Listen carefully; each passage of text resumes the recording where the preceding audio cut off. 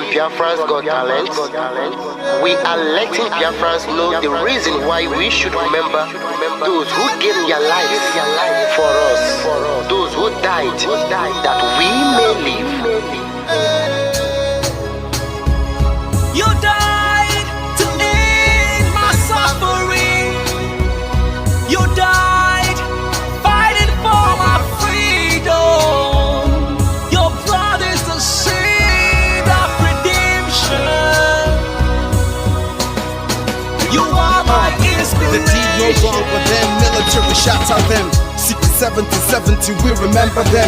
2016, 38 May, memory still lives in our mind till today. Wonder why they refuse to publicize the genocide. The world media turn blind eyes to our plight. It's time to arise, land of the rising sun. Let's rise one more time, let's rise.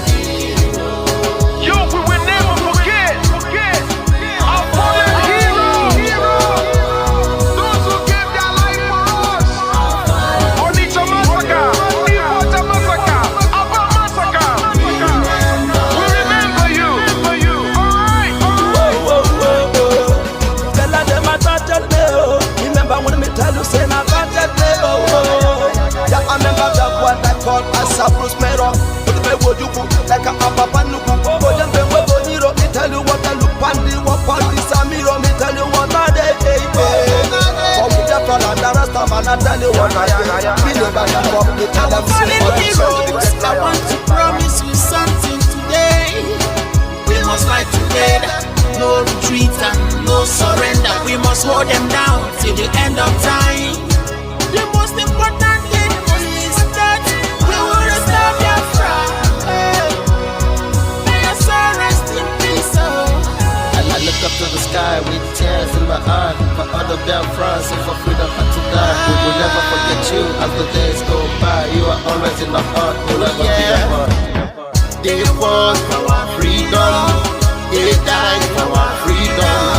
They fought the Nigerian soldiers in the war front, without food, without guns, for our freedom, for our life, for our own good, for our children. We love them, our heroes, we want them. My heart bleeds when I saw them slain. Where will I be now if not then? They will remain indelible in my heart forever, forever, forever, and ever, and ever, and ever. We serve in your plantation, and the way you paid us back with your bloody starvation. We play in our history that the death of our people is a mystery. No going back to get to a victory. I had a voice now call for vengeance. I never get bummed, I'ma blow like a vengeance. Yo, we will never forget our fallen heroes. Those who gave their life for us. Onitsha massacre, Ipocha massacre, Aba massacre. We remember you. Alright. Where will I be now if not you? You died at Mali.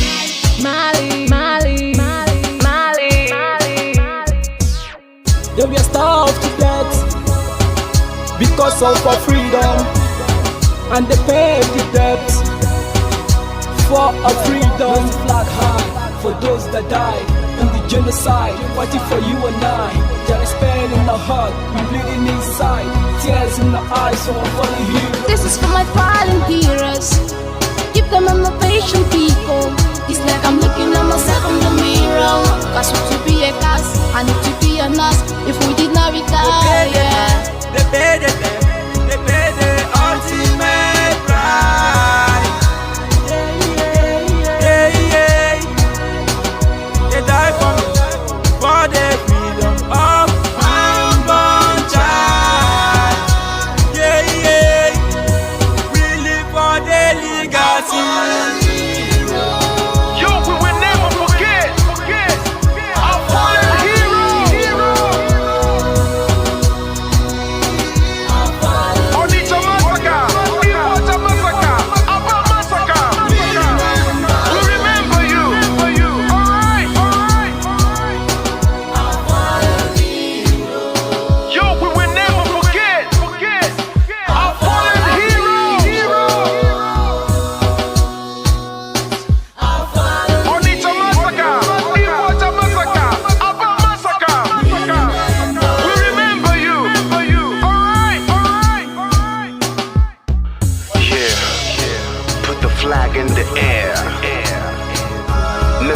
free.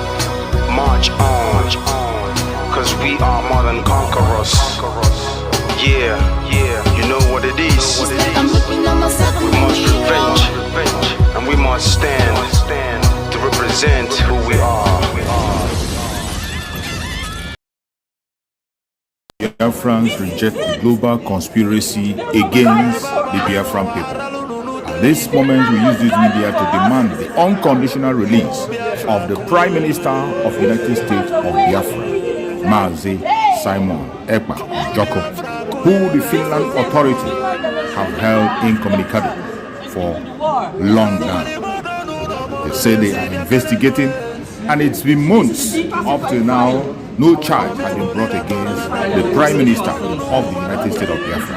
We hereby demand the immediate release, the unconditional release of our Prime Minister, Mazi Simon Ekpa.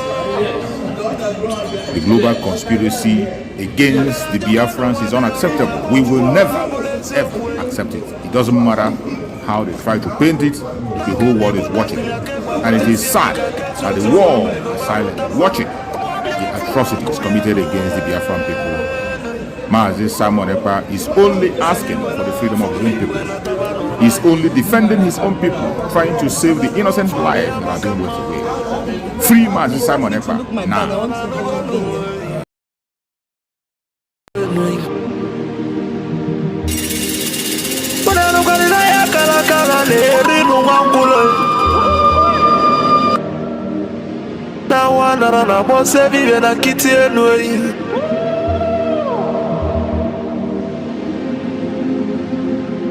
Natulaje bwana mabuli vemelem kuja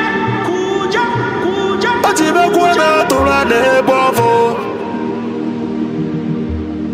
Timalugo no godo kokodo nyano be hule Dani moda tulilu Naya kalakana kwa lerinu mwangulu Ngula matali woso jere futa mbaka njuba diali Mama abulezi okwenu Na baka la kelwego nezi enwe Nubocha kala kelwego nudezi Maka na baba neno waralu nunuteyi Umu Biafra kunyenwe Umu Biafra kunyenwe Unanu kwa ni mono nuno mono nezi biakenenwe Ono nenu lila tono na ndagulugu seji tono nugu banatayi Kanyi wele fobi wena tabanu banyo Makana juko no 1 million we bofu wa mabulezi okwe Naka ni kwata milake kwa waja siyenyi ka kesu ezo pabule be walo tamano Umu Biafra kuyenwe Kanyi wele fobi wena tabanu banyo Makano fobi abakama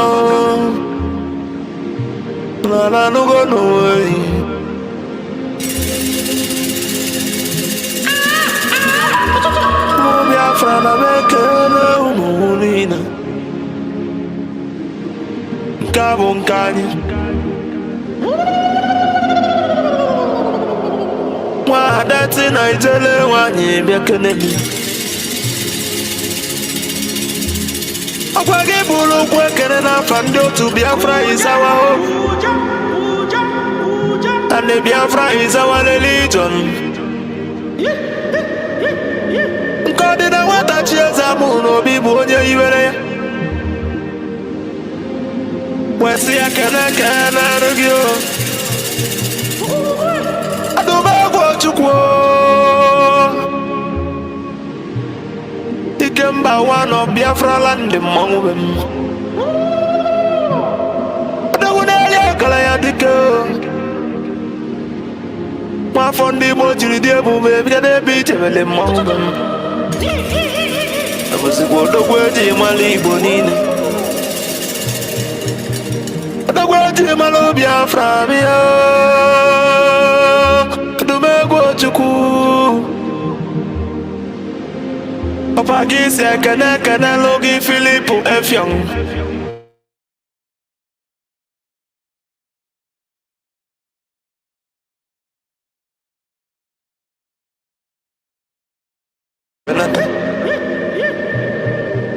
Panabula Yabu Biafra Equigo Swakoguli Watanaka Ele Abagise Kana Gonian Dumans in Nande Kano Amadike Biafra Kadebe Amadike Biafra Bialu For the simple reason that she has no jurisdiction to try me. None whatsoever. I came out of excused from my case and cannot try my case. There are things that are happening in this country that a lot of you do not know. It is my duty to make that very, very clear to all of you today. Because the lies are too much. The lies are too much. I sent a petition to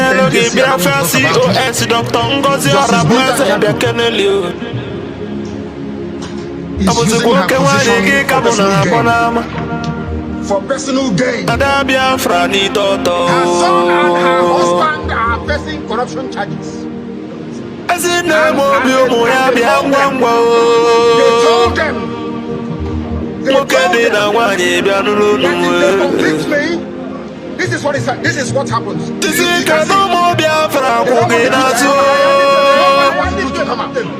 Nobody wants to do to come out.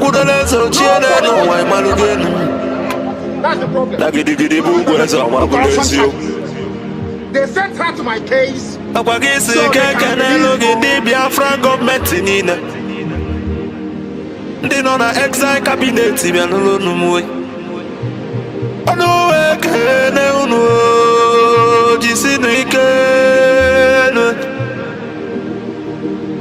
na tukunanda na ya gba unu maka na onye soro bịa ya atọ ka ịmalụ ga-enu eyi jisie n'ike ekenele m ndị Biafra Liberation Army ụmụ Chukwu ndị ejeza Biafra land bịa kedenu eyi the great oracles of Biafra na nunu anu weke nenu nama na nunu jisi kenol atugo ya ba ume omo chukwu ne the Prime Minister H.E. Masi Simon Webber Abuzi Kwaba Tobiyo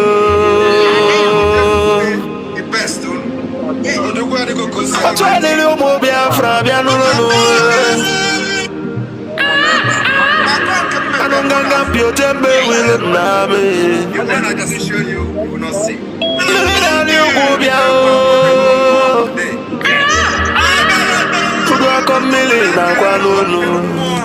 Yes. Mwana kwa bia kenelio odagiri dimu ose fulu dilo bia nunu we makwale na kosa de malanya mweji mwagu kojilo sino de lonka sojilo yati di sojilo we walasa Abuzi kwe wabato biye Ogada gidi kebia nunu Mweji wekwala ni yo Tonine tukunye ndi Biafra na nunu Nuna beke nege Asimuna adele ni Biafra ni nenama Asino adele ni nenama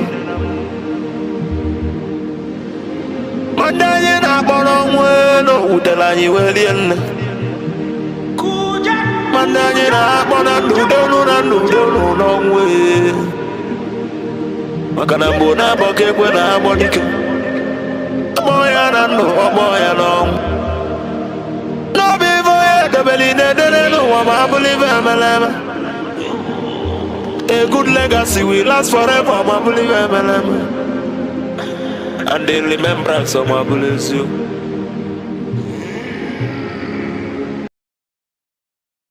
Of heaven, the very oldest language on the face of this very earth.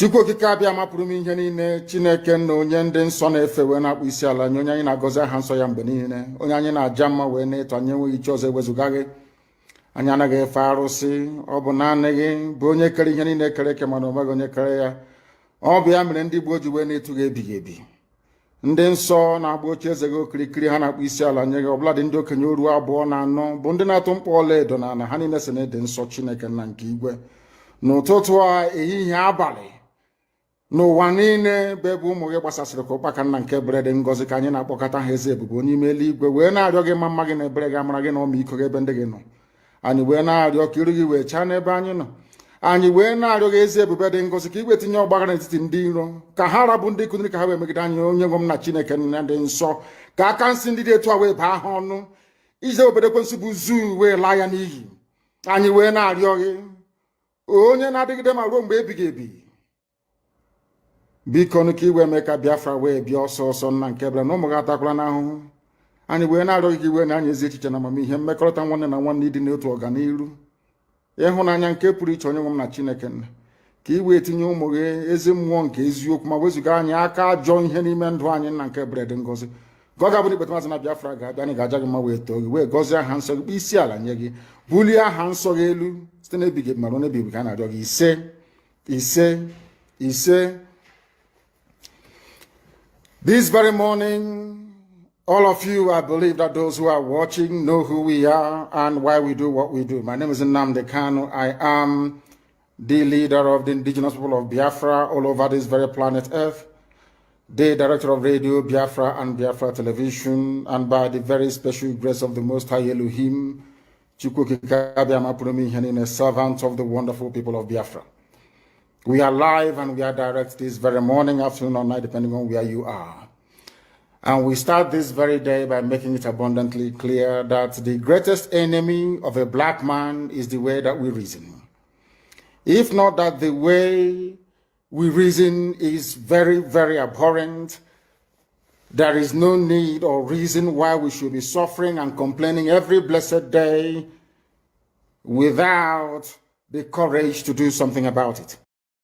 Fighting a war, knowing the difficulties, the odds against us, there is an element of fatalism, people feeling, well, if the world chooses to abandon us, then perhaps it is better we all perish.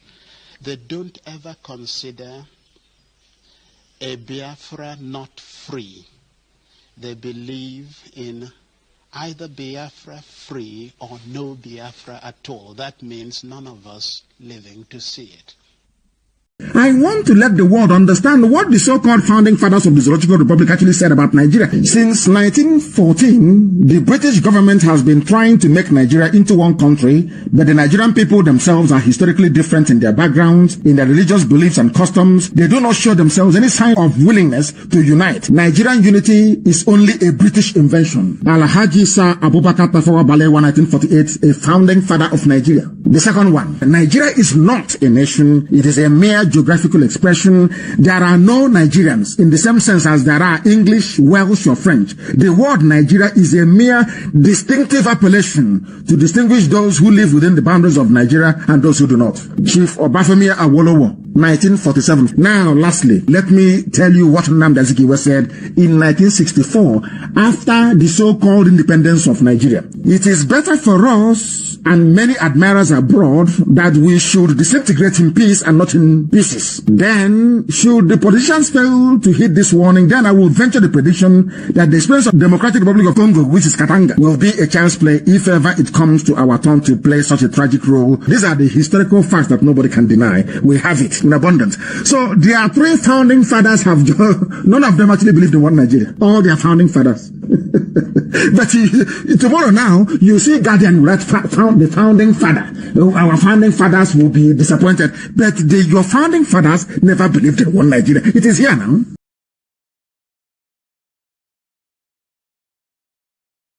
Unless you understand your role in society, you can never ever make any meaningful contribution. According to the Greeks, there are three types of people on this earth: the idiots, the tribesmen, and the citizens. People don't know the meaning of the word idiot. They think it's an insult. It's not an insult.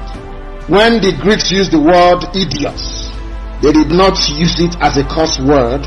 Idiots are people who just do not care. That is the original meaning of the word. If they write exams, they will cheat. If they are in government, they will steal. An idiot does not care at all. If he eats banana, he throws the peel anywhere instead of putting it in a trash can. According to the Greeks, some societies have more idiots than tribesmen and citizens. As I used to say before, Nigeria is full of idiots. Idiots. As one brother wrote very eloquently, he said there are saboteurs everywhere, that every ethnic group have their own saboteurs, but there is something special about an Igbo sabo. that an Igbo saboteur is the special breed altogether. That his own sabo is spiritual saboteur.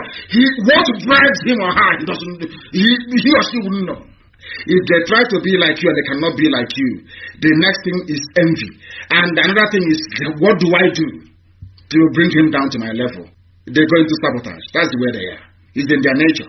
Nobody can take that away from an Igbo man. It's how they are. That's how they are wired.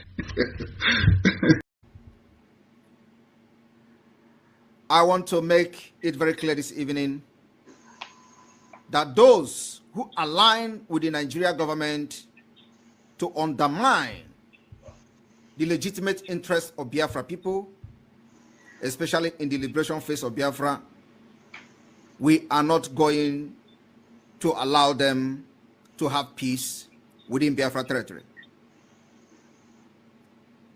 because they are aligning with the enemy who killed our people and commit genocide in our land. And what they do is to fight against our common interest. Mazi Nnamdi Kanu, we should not and can never be remorseful.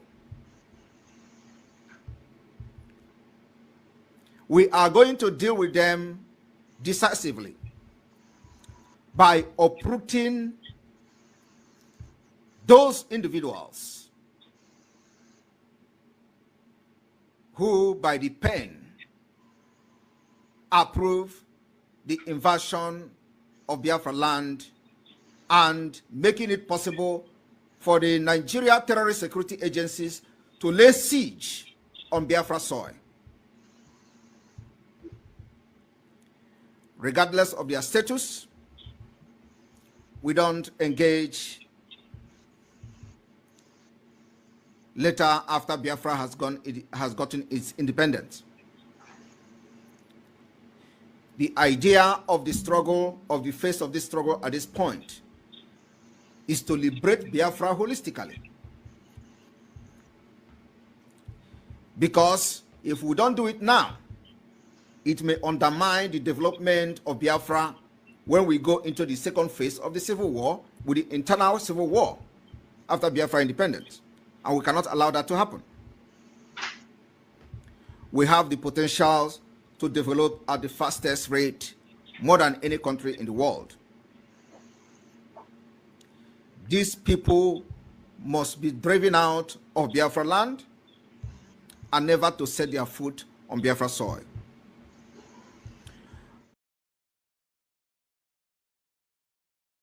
Most of you who claim you own businesses everywhere in Nigeria, for that reason, you want everybody to die.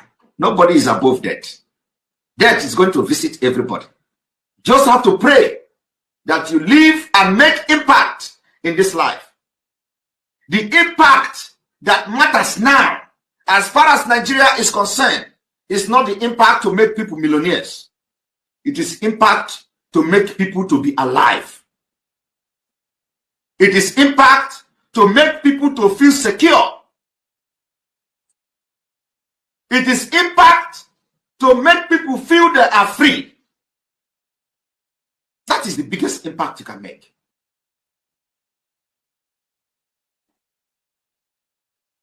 Millions are going to come. People will become millionaires when they are alive. Of what use is it? You make somebody millionaire today and tomorrow he died by gunshot from Fulani. Of what use will it be to the society? You pick up somebody and send him abroad and he come back to Nigeria and police will kill him. It is happening every day. Why do you want to continue to be part of a country like that?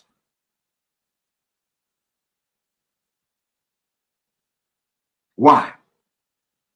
We are not the one bringing violence to Nigeria state. Rather, Nigeria aggression must be responded with aggression. That aggression is self-defense.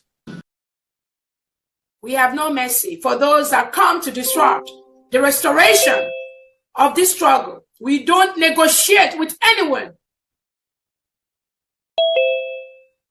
We will never do that. Because when you do things like that, you encourage the same thing to be inside the government, and they will continue to do what they are doing. There's an adage that says, no matter how you try to leave them, to forgive them, to accept them, they will still come up with that same behavior.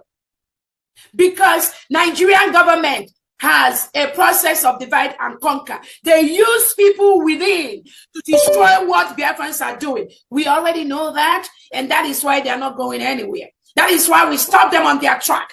That is why we discover them anywhere they are, and we bring them down. That is what we will continue to do. No mercy. No mercy, because lives have been lost. People have died. Children have died. Innocent Biafrans have been murdered. They've spilled their blood. We are not joking. Anybody, any attorney, any lobbyist, you think we are joking in this restoration process? I pity you. Sorry will be your name. Welcome, welcome, welcome. Thank you so much for joining me on today's program, wherever you are joining from. If you are joining us on Facebook, or you are joining us on TikTok, or you are with me in David Herbert channel where I am hosting the program, I welcome you and I appreciate you for being with us this morning. Say good morning, good afternoon, good evening. Accept my time, accept my greetings according to your time zone. Whichever part of the world you are and you are joining us on this program, I welcome you, I appreciate you, and I thank you for being part of the program. As always, for the sake of those that are joining us for the very first time, or those who are going to come across our video for the very first time, before you continue to watch us, I have to let you know that this platform where you are is a platform that belongs to the United States of Biafra. The United States of Biafra, under the command of our Prime Minister, Mazi Simon Ekpa Njoko, and on the supreme command of Mazi Nnamdi Kanu, today under the leadership of the Deputy Prime Minister, Dr. DrNgoziOrabueze. That is where we stand. In this platform, we do not come here to instigate violence. We do not come to this platform to preach hate. We do not come here to attack people or individuals. We don't come here to attack any race or religion. What we do in this platform is to support humanity, to support those who are seeking for their freedom sincerely, to present the case of Biafra before the whole world. Our major purpose of coming here is to educate Biafran people and to remind Biafran people to continue to hold on to their legitimate rights. Those legitimate rights that are being given to them by Chukwu Okike Abiama himself, supported by international law, supported by African Peoples and Human Rights Law, even supported by Nigerian law itself. Those are the rights we are here to remind Biafrans to continue to hold on to those rights. The right to self-determination,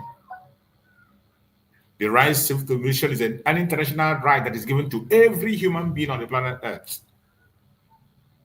You have that right to self-determination, and you must not allow anybody to take it away from you. The right to self-defense. Every human being, every living thing have the right to self-defense. That is why God was creating all those living things, he placed in them a defensive mechanism. Every living thing has a defensive mechanism, including plants, animals, and then humans. So self-defense is a natural right for every human being to implement. But sometimes we humans give up our right to self-defense out of fear. Sometimes they talk us out from our right to self-defense. That is why we leave ourselves vulnerable and the enemy comes in and takes us away. We must not allow anybody to make us vulnerable to the extent that we forgot our right to self-defense. Do not allow that. And that is why we are here to remind you of that. The right to life, as long as you are born into this planet Earth, from the moment you arrive in the labor room, regardless where you appear, where you were born, you have the right to live. Nobody has the right to take away your life. These rights are the reason why we are here, to continue to educate the Biafran people and sensitize the world about the situation in Biafra land. The people of Biafra are the people that are in the old southeastern region of Nigeria, presently called the southeast, the south-south, Lower Kogi and Lower Benue. That is Biafra land.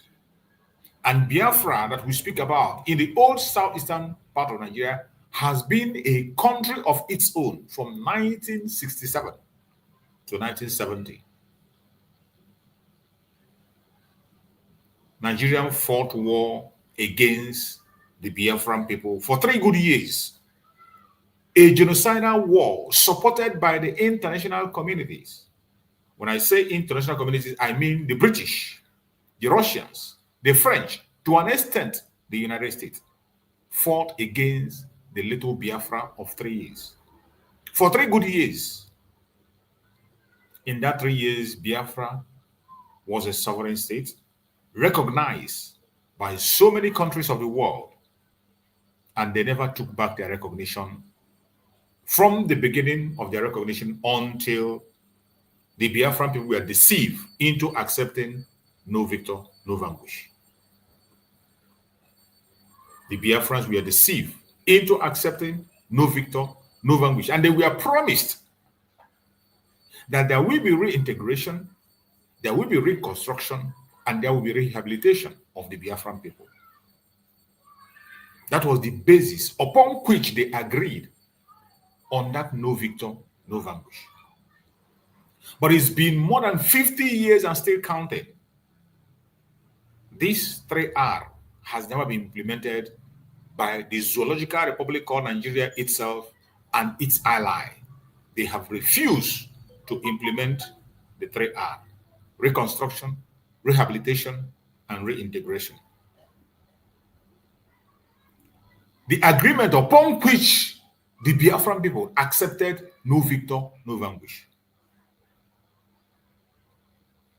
The 3 years war was a genocidal war. The British, the French, and the Russians used hunger to fight Biafrans. Children were starved to death. Millions of children of Biafrans died in cold blood. It was a genocide. But up to this moment, because the people in the authority are involved in that crime, the British were involved, the French were involved, the Russians were fully involved. Today, nobody can be able to recognize that atrocity to be a genocide, even though that is exactly what it is. There is no other mass killing that could be compared to what happened in Biafra land except the Holocaust. There is no other mass killing that can be compared to what happened in Biafra land except the Holocaust of the Jews. But yet, the world have refused to designate what transpired in Biafra land as a genocide.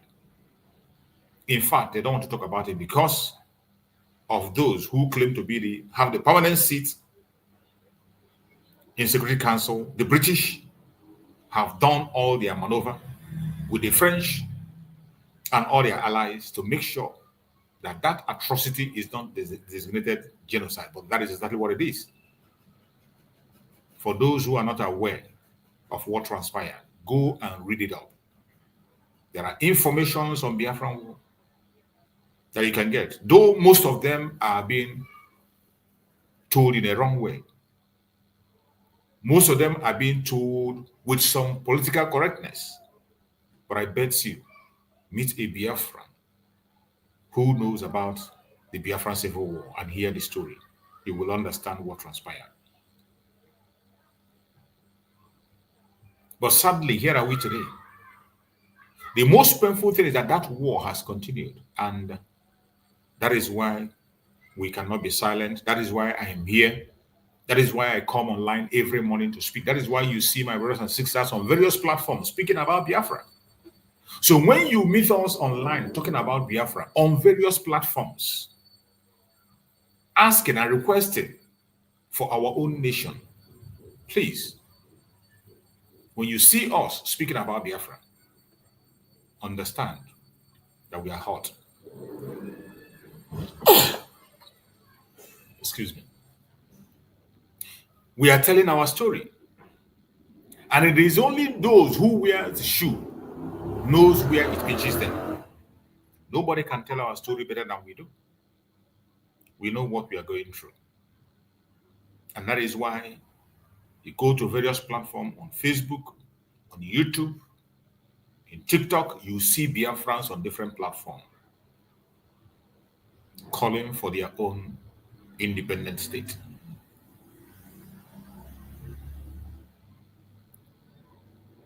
If you do not want to be free, for those of them who are from that location called Nigeria, those who are part of that contraction called Nigeria and you want to remain in it, we have no problem with you. You can remain in your Nigeria. But please, do not stand on our way in walking out of that zoo. Do not stand on our way in setting ourselves free. Each time we come online, we speak about things that concerns us. The atrocities of the zoo, contraption called Nigeria, against us, the Biafran people. It is not about marginalization per se. It is to save life. Today, we have become an endangered species in Nigeria. And if you can tell yourself the truth, for those of them who are in that contraption, every indigenous person is in this. They are all endangered species in that contraption, even though they deny it out of fear. Some of them use the suffering of their brother to measure their own success. For the fact they are suffering less than you are suffering, they believe it's okay. But for we, the Biafrans, we know what we deserve. We are freeborn, and freeborn we will remain. And we will never, ever give up our right for anything or because of anybody. We will not. We will continue to fight until the last man standing. So that is why I come here every morning to speak to Biafran people. And today is Monday, a very special day, a day that this our speech goes louder than ever, mostly on the ground. You know, one of the propaganda they push is that it is only those of us that are in diaspora that are asking for freedom. That those who are in that contract called the zoo are not asking for freedom. This has been a propaganda they push for a very long time. That it is those who are living abroad that are troublemakers asking for freedom. That those who are living in that problem are not asking for freedom. That is a lie. And today, being Monday, is a day you prove them wrong. That is why Biafrans for the past 4 years and stay counting have been sitting at home every Monday. Every Monday is civil disobedience. civil disobedience in Biafra land. The civil disobedience is not being enforced, has never been enforced. Biafrans themselves come together and decide that every Monday they are going to sit at home to demand the unconditional release of every Biafran political prisoner that is detained in the Zoological Republic. More especially, our supreme leader, Mazen Nandekan, his unconditional release. It's a day we come out to show the world that the Nigerian government have lost legitimacy in Biafran territory. It is a day we come out to delegitimize the contraption called Nigeria in Biafran territory. It's a day we delegitimize every official that is working for the Zoological Republic in Biafran territory, from the governor to the least. They have all lost legitimacy. And remember, the Biafrans came together and cast the vote of no confidence on this group of individuals. But as always, you know, they will never go without a fight. They have continued to occupy our space. They have continued to take life in our territory. They have continued to take our resources. They have continued to make ourselves place insecure, even when they know that they have no legitimacy in Biafran territory. Monday is a very important day for us. And we have stepped it up. Do not forget, Biafra have been redeclared on the 29th of November 2024. Biafra has been redeclared. And the redeclaration of Biafra entails that Nigerian government must leave Biafra land by fire, by force. They must leave. They have no legitimacy in our territory. Every forces of Nigeria that is in Biafra territory is an occupying force, and they must leave. We don't just come online to say it. Nigerian government have been communicated officially by a United States of Biafran government that Biafra have been redeclared. They should leave our land and go and take charge of their own territory. But as you know, Pharaoh will never let go without a fight. Nigeria have continued to occupy Biafra land, even up to this moment as we speak, taking the life of the innocent ones, continue to push their evil agenda, destruction of house and properties on daily basis. But I bet you it will not be for too long. Today is a special day that Biafrans gather together to let the world see their opinion on how they feel when it comes to the issue of the contraption called Nigeria. Wherever you are, put your satellite in Biafra land today. You will see that Biafra land is under lock and key. Every Monday, that is the way it is. The earlier they understand this fact, the better for every one of us. It does not matter how many people they take their life, how many properties they destroy, how many policies they make against us. We will continue to fight until the last man standing. It is a promise that must be fulfilled. So wherever you are watching us from today, I welcome every one of you on today's Civil Disobedience Monday Sit at Home. I welcome my beloved sister Linda TV Show. I can see you there on the comment section. If you are not following Linda TV Show, please make sure you follow that platform. That is one of the platforms that brings updates to the Biafran people on what is happening. I welcome my beloved brother Uche Onyenle. Thank you for joining. Chidi AKK. Thank you for joining. Zibi King Eriko. Thank you for joining. Adobe Chimaroke. Thank you so much for joining. OC Inc. Thank you for joining, OC. Nas Uzoku. Thank you for joining, Nas. AGKMA Justin Ekwem. Thank you for joining. Everyone that has connected to this program, wherever you are connecting from, I appreciate you. And those who are also joining us on Facebook, I can see Eneje Chukwude there. You are always there on Facebook. I appreciate you. Thank you for being part of the program. Thank you so much. Those who are watching me on TikTok, I welcome every one of you. I appreciate you. Whether I mention your name or not, you are highly welcome. I can see my brother Gerald Dike. Thank you for joining. Gerald, I appreciate you. And remember, today is Monday. It's a special Monday program. Wherever you are watching this program from, please feel free to join us on this platform and make your contribution. Remember, every section of my program is an interactive section, a section where you can join us, ask your question, make your contributions, deliver your own speech in the language you better understand, Biafran language. If you can speak any Biafran language, feel free to come up, communicate to the audience with the Biafran language. If you prefer to use the broken language, you can use the broken language. But any Biafran language that you can be able to speak fluently, please try as much as possible to communicate to your people if you so desire on this platform. It is allowed.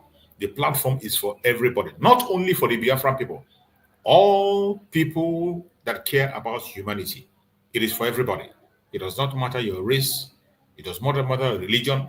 It doesn't matter your ideology. It doesn't matter your own orientation. Whatever area you belong, the platform is for you as long as you're human. The only thing we ask for is that when you join us on this program, please appear in a very decent manner. When you appear in a decent manner, try as much as possible in the course of making your submission, do it in a civil manner so that the world can understand you. A lot of people are watching our program. Children are watching our program. Adults are watching. Many countries of the world are watching. So whenever you are speaking here, more especially the Biafran government is paying attention to this platform. The Secretary of Information is there observing us. Our Deputy Prime Minister is observing. So whatever information you want to pass through this platform, please do that in a civil manner. We are not trying to gag you, and we're not going to stop you. You are entitled to your opinion. If you have a superior argument, feel free to click the link and come in. You are welcome. The only thing we ask, put your words in a civil manner, and we are going to respond to you accordingly. I welcome every one of you once again to this very program. And today, as you all know, we chose a topic which says, happening now. United States of Biafra Monday sit at home. The delegitimization of Nigerian terrorist government sealed. It is a very special Monday, and a lot are happening. So many things have happened already, and more things are going to happen. But I bet you, wherever you are as a Biafran, do not get distracted. We will continue to tell our story. We will never stop. Whether they like it or not, we will continue to tell our story. Wherever you are in Biafran land, as long as you are in Biafran territory, the present south is Lower Korea, Lower Benue, you must prepare for what is coming. Prepare for what is coming. There is danger. If anybody is telling you that all is well, you should know by now, we have come a long way. We have gone through this road in the past, and it is coming back again. But I bet you, this time around, history is not going to repeat itself, and we will not allow it to happen the way it happened in 1967. But we don't just say that and go to bed. We go to work. If you do not want to have the program that happened in 1967 to happen again, you must stand up and go to work. As long as you are a Biafran, you must stand up and go to work. That is the only thing that can save humanity in Nigeria. You know, each time we call for the disintegration of Nigeria. It is not out of hatred. It is not out of greed, envy, or jealousy. It is not out of pride. Why we call for the disintegration of Nigeria is to save life. Because it has become very clear that the only remedy to the atrocities that is happening in Nigeria, atrocities committed by the Nigerian government and its terrorists against human beings, against the indigenous people, the only thing that can stop that is the disintegration of the zoo. Until Nigeria is disintegrated, this evil will continue. Humanity will continue to be abused and people will continue to lose their life on a daily basis. There is no way you can force people that do not have the same ideology together to form a country. It doesn't work that way.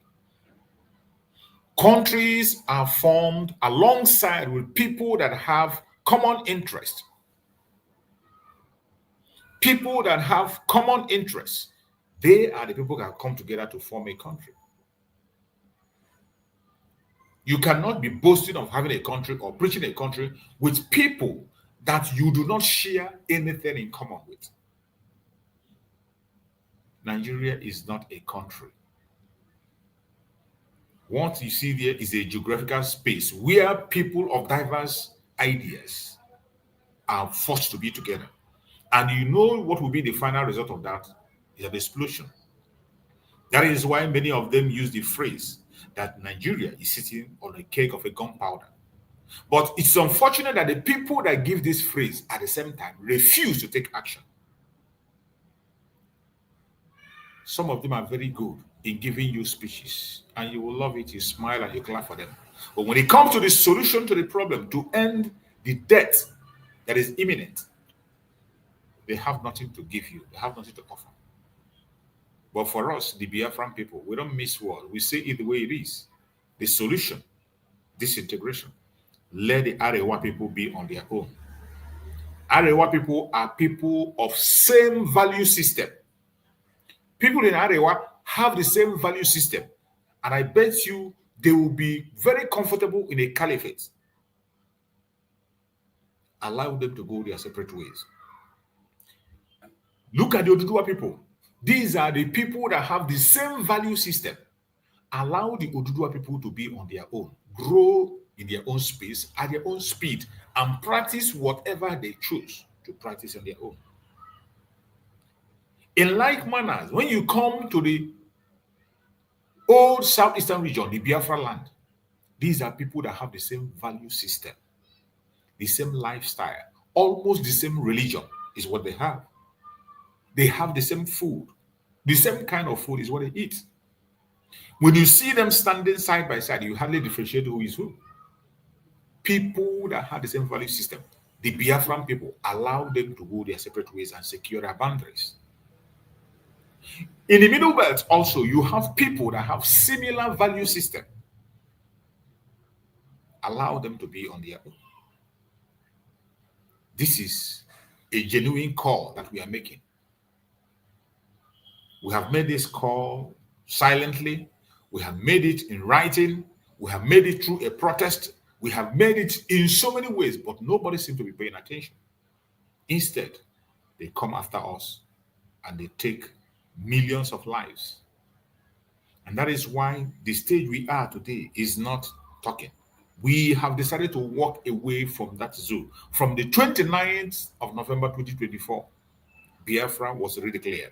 And as we speak, we are seeking for recognition from other international communities and pursuing the full restoration of Biafra on the ground. That is where we are today. You can continue to pretend. The government can continue to pretend that they are in charge of our territory. They are not. It's a question of time. We are going to root every single idiot that have occupied our space. We will root them out and we will take back our land by force. For those who are Christians, it says the kingdom of God suffereth violence, and only the violent take it by force.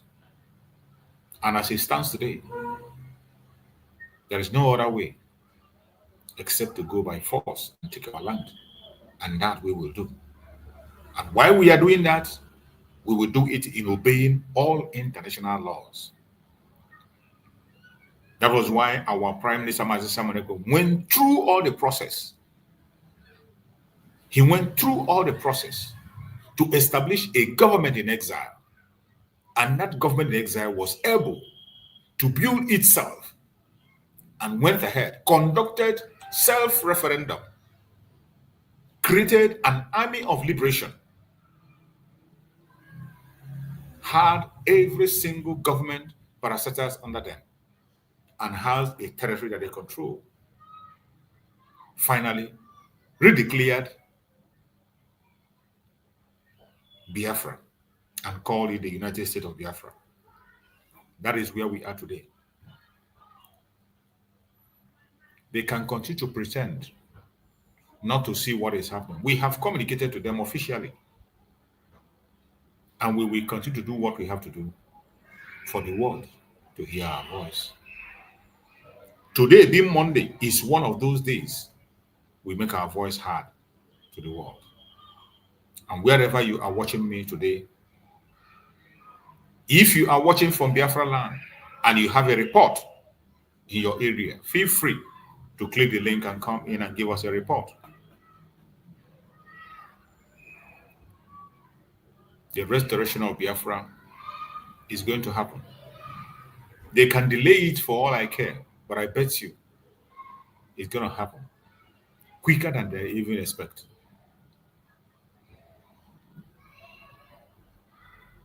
There is no compromise in the restoration of Biafra. We will not compromise. Neither are we going to give chance to anybody. We will not allow any idiot to come from anybody, because the grievances that we stated out on the 29th of November 2024, we are still almost the same grievances that was there in 1967. The same grievances in 1967 are still present up to today. They are still very much, even more. It is worse now than it was then. That is why it has become necessary to walk away. And there is nothing that will stop us. Wherever you are in Biafra land, it is a task that you must be part of. And if you think it doesn't concern you, you think it's just the Igbo Biafrans, or you think because the war is not yet in your village, for that, you don't want to pay attention to it. You are waiting for the war to come to your village. You are waiting to get your own brother involved. You are waiting until your own relative is kidnapped before you take action. There's no problem. There are so many of us that cannot wait. There are many of us that cannot wait for it to affect our family directly or our villages before we take action. That is why we are here. We are going to follow every legal means acceptable internationally to get our freedom. And that is the path we have chosen. And there is no going back. I want to play this speech or interview that was granted by our eternal leader, DPMDrNgoziOrabueze, when he was interviewed. I want you to pay attention to his response, to his explanation of what transpired during the Civil War, what transpired, what we went through, and you compare it to what is happening now, and tell me, after seeing all that, are you going to look back and allow somebody to enslave you? The answer is no. Let us hear from our eternal leader, DPMDrNgoziOrabueze, what he has to say. But actually the Biafran problem was nothing except being genocidal. There was no distinction. The mere fact that you were an Easterner in those days labeled you fit only for one thing: death, and death at the hands of the Nigerian authorities. The Igbos and their associates were killed in practically every village in northern Nigeria. They were killed in many places in western Nigeria. They were in Lagos, even on Kata Bridge, the very center of Lagos. People were looked at and thought, oh, this looked an Igbo, and killed. The very first army officer killed in Lagos, actually, during that time was from Calabar. Was killed on the bridge, and so on. Igbos were being hunted out and killed. The Igbos that remained in Lagos after the war began were herded together and detained without any trial or anything, no question of any legal rights. Till today, property of Igbos are still sequestered in various areas of Nigeria, and they have not been released, not all of them, to the Igbos, the original owners. Oh no, we're quite certain. In fact, the only reason it is not called or not accepted as genocidal is because of the Cold War. At that time, anything ethnic-based was almost like an insult to humanity. And ethnicity became a term of abuse in politics, that's all. If it were today, certainly, what happened in Nigeria is much, much worse than what you have seen of Rwanda, not to talk about Eastern Europe. I hope you have heard from our eternal leader, Dim Odmegoju. Every single thing he said here is exactly what is still happening as we speak. The atrocities are still going on. They are still taking the life of people simply for the fact that you are a Biafran, Igbo Biafran and their associates. As long as you're from the old southeastern region, they are ready to take you again and again. They did it just recently. Just recently, during the election of the drug baron, who is the president. During that election, the Biafrans were singled out and many lost their life. And they are going to do it again. They are going to do it again in this their so coming forth election, 2027 or whatever they say. If nothing is done, if you keep silent and begin to support this evil, if the world is silent or those who are concerned are silent, only the Biafrans, this is what they did in the past election. They are still going to do it again. And they will do it again and again and again. So when we say disintegration of the zoo is to save life, that is exactly what it means. It's been more than 60 years and still counting. And yet, these atrocities and genocide against Biafra is still ongoing. People will be singled out and their life taken away from them simply because they are Igbo Biafrans. Do you know that it went to the extent that even Yoruba people, Yorubas, we are identifying their own people as Igbos and they were taking their life? Simply because you look clean, you look rich, you appear like a typical Biafran, because a typical Biafran appears very neat 24/7. They are rich, they are well read. Simply because you appear in that manner, you might be a Yoruba man, an Oduduwa person, and they will take your life. It happened during the past election. It continues, even as we speak, it's still happening. In a bus stop, they will mistake you. When you appear clean, they will mistake you for a Biafran. And before you know it, whatever you are doing there, they go against you. And if you're not careful, it's not taking you, you lose your life. This thing continues to happen again and again and again and again. The only way to stop this atrocity is to walk away from the zoo. That is why we are doing what we are doing. That is why we are talking on different platforms. That is why we are shouting and crying. That is why we will not stop talking. Because the atrocities against us is so much. It is a whole lot. Biafrans have made up their minds to walk away from the contraption called Nigeria. Biafrans have made their choice that we will no longer be part of this zoological republic called Nigeria. We are out from them, and we will never, ever be part of them, not anymore. Biafra have been redeclared, and while we will continue to pursue recognition, we will not fold our hands. We will come against everybody that came against us. We will fight anyone that fights us. Anyone that comes to rape our women, our sisters, and our mothers, we are going to take them down. We are going to give them back whatever they give to us. And there is no going back. So wherever they may be, whatever they might do, it doesn't matter under which umbrella they are hiding to distract us. We can never be distracted. It is time for us to defend ourselves, defend our land, defend our country, and that is what we are going to do. Unapologetically, we will continue to defend Biafra land in all angles, in all areas, in all corners. And wherever you are, you're watching me now as a Biafran, the sit at home must continue.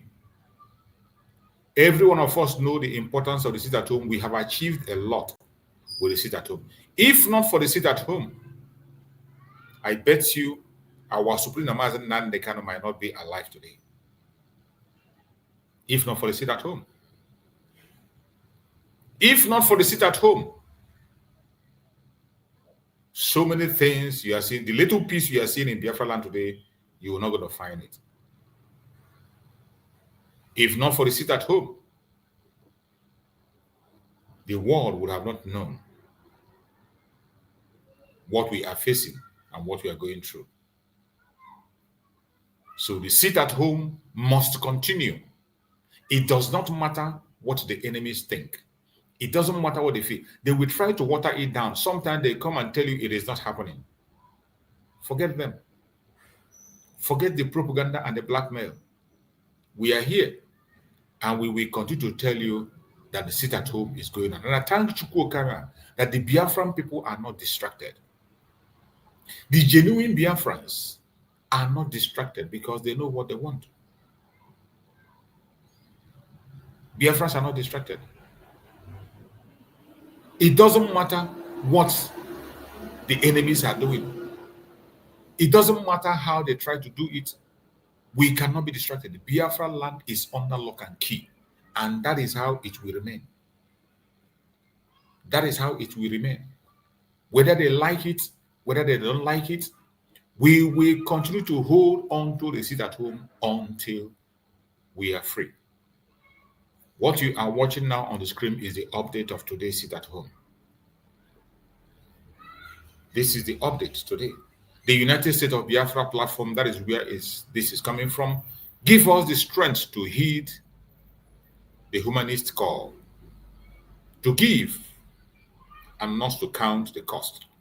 Each day, sit at home, 5th May 2025. You can see Biafrans. This is today's update. With all their propaganda and blackmail and denial, you can see that Biafrans are not moved. Every shops and businesses are locked down. Biafrans have made their mind. This is a great sacrifice that they never believed that the Biafran can make. Biafrans are known to be businessmen and women. They never believe that we can leave our businesses. They never believe that we can lock up our businesses for the sake of freedom. This is one of the things they have used to confuse us. They use to keep us down. They will tell you that Biafran people are business people, that they are just focused on business. And I can bet you that at a point in time, we are all busy chasing money while they were busy destroying our land, defiling our land. They were busy positioning themselves into our land. But I bet you the Biafrans are no longer careless. We are no more busy, and we are not taking anything for granted. We have come to a time where we take every single thing serious. We take every movement and operation serious. That is where we are today. And that is why the Biafrans are not joking with the sit at home. They have blackmailed us. They say we force people to sit at home. They have pushed different kinds of propagandas and blackmail. They went ahead to use their DSS to enforce the sit at home, to show people that maybe we are forcing people to sit at home. But we have gotten to a time where all their plans, all their evil movements, propagandas have failed. And I bet you, as long as we live, we would never stop talking about our freedom. We will continue to demand the unconditional release of Mazen Nnamdi Kanu and every political prisoner in Biafra land. That we will continue to do. So this is our update that is coming today. For those of them that who will come and tell you, oh, the sit at home is not holding, don't bother yourself. Don't engage them in any argument. The update we are presenting is for the real, true Biafrans, those who are genuinely seeking for their freedom. Those of us in the homeland, they are doing their part. And Biafrans know what they want. We know what we want, and we will continue to pursue what we want until we get it. It doesn't matter how they push their propaganda or blackmail or how they feel, that will not deter us. We are exiting the zoo. We have exited the zoo. We have exited. And the exit shows in all corners. That is why you see them today, they are begging the Biafran people to be in their army. Not just the Biafran, everybody in that contract, Biafrans lead and others follow. That is why I say everybody in that contraption called Nigeria, every indigenous person owes Biafrans a lot. They owe Biafrans their loyalty and prayer because Biafra have saved many people life. Every indigenous person in that contraption, regardless your religion, your race, or your location, if not for Biafra, you would have been in a different thing, or you might not be alive today. But through the cause of Biafra, under Mazen Nnamdi Kanu, many awareness were created. People woke up. And that foundation has been laid. We have continued to create that awareness. Even when they want to use you as human shield, they use human being in Nigeria as human shield to go and face their terrorist group that they formed by themselves. They created a terrorist group. Now they are using human being to play their games. When they want to showcase that they are fighting, they will take innocent people and give them to the terrorists to take their life. They tell you to come and join their army. Initially, people were joining their army, not knowing what to face, not knowing what their face is. They were hiding it until Biafrans began to come out and speak boldly. And we made it that no Biafran should join any force in Nigeria. Call it the Navy, the Army, the police. As a Biafran, you got no business with them. These are a bunch of terrorists. And if you decide to be recruited by the terrorists, we will treat you as a terrorist. It is what it is. If you're a Biafran and you decide to work with this terrorist group, we are going to treat you as a terrorist. We are not apologetic about it.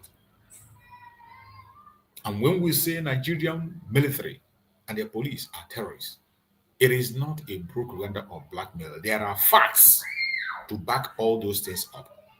There are facts. Their recruitment of members of Boko Haram on daily basis, the loss of life and setup of genuine officers who lost their life, who know about an Oduduwa lady who was a flight, an Air Force flight jet flyer, a pilot. There was a pilot that was Oduduwa lady, a pilot. They took her life simply because she was very active in taking out the terrorists. Nobody was held responsible. They took his life. Many of the combatant soldiers have been taken out in the front. Ihe Jirika was removed because he was about to end Boko Haram. So what are you telling me? Those who are pretending can continue to pretend. As for us, you know, in our programs, we don't play political correctness. We tell you what it is and why we are doing what we are doing. And as we proceed, I am going to give you another voice from the street to let you know that our message is sinking deep. The message we are delivering is sinking deep. And everybody is getting the message, both Biafrans and non-Biafrans. I want you to listen to this very program, an interview that was done on the street to people about the Zoological Republic military, and hear what people have to say. Let's watch. I don't join army, but that's the kind of people they say. Because army, your life is at risk. You can die at any time. You can die at any time. Very, very, very easy. And no settlement too. You die, you don't die, go no settlement. That's your advice to Nigerian youth. Nigerian youth, run away from army. For that, you go do Yahoo. You go join Nigerian army. Join Nigerian army? Yeah. I don't go join, no. Why? Because then we join, say they regret. I tell you. Then when they join, they regret you now.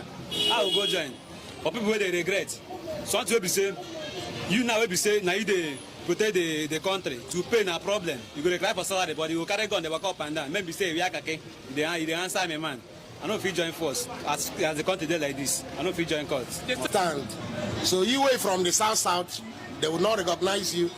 They'll put you for where we say, you know, go tell them, take you, carry you go Sambisa Forest. You go there, then they send the northerners from the north here to the south. Then they escort our bashes, our oil, they live large.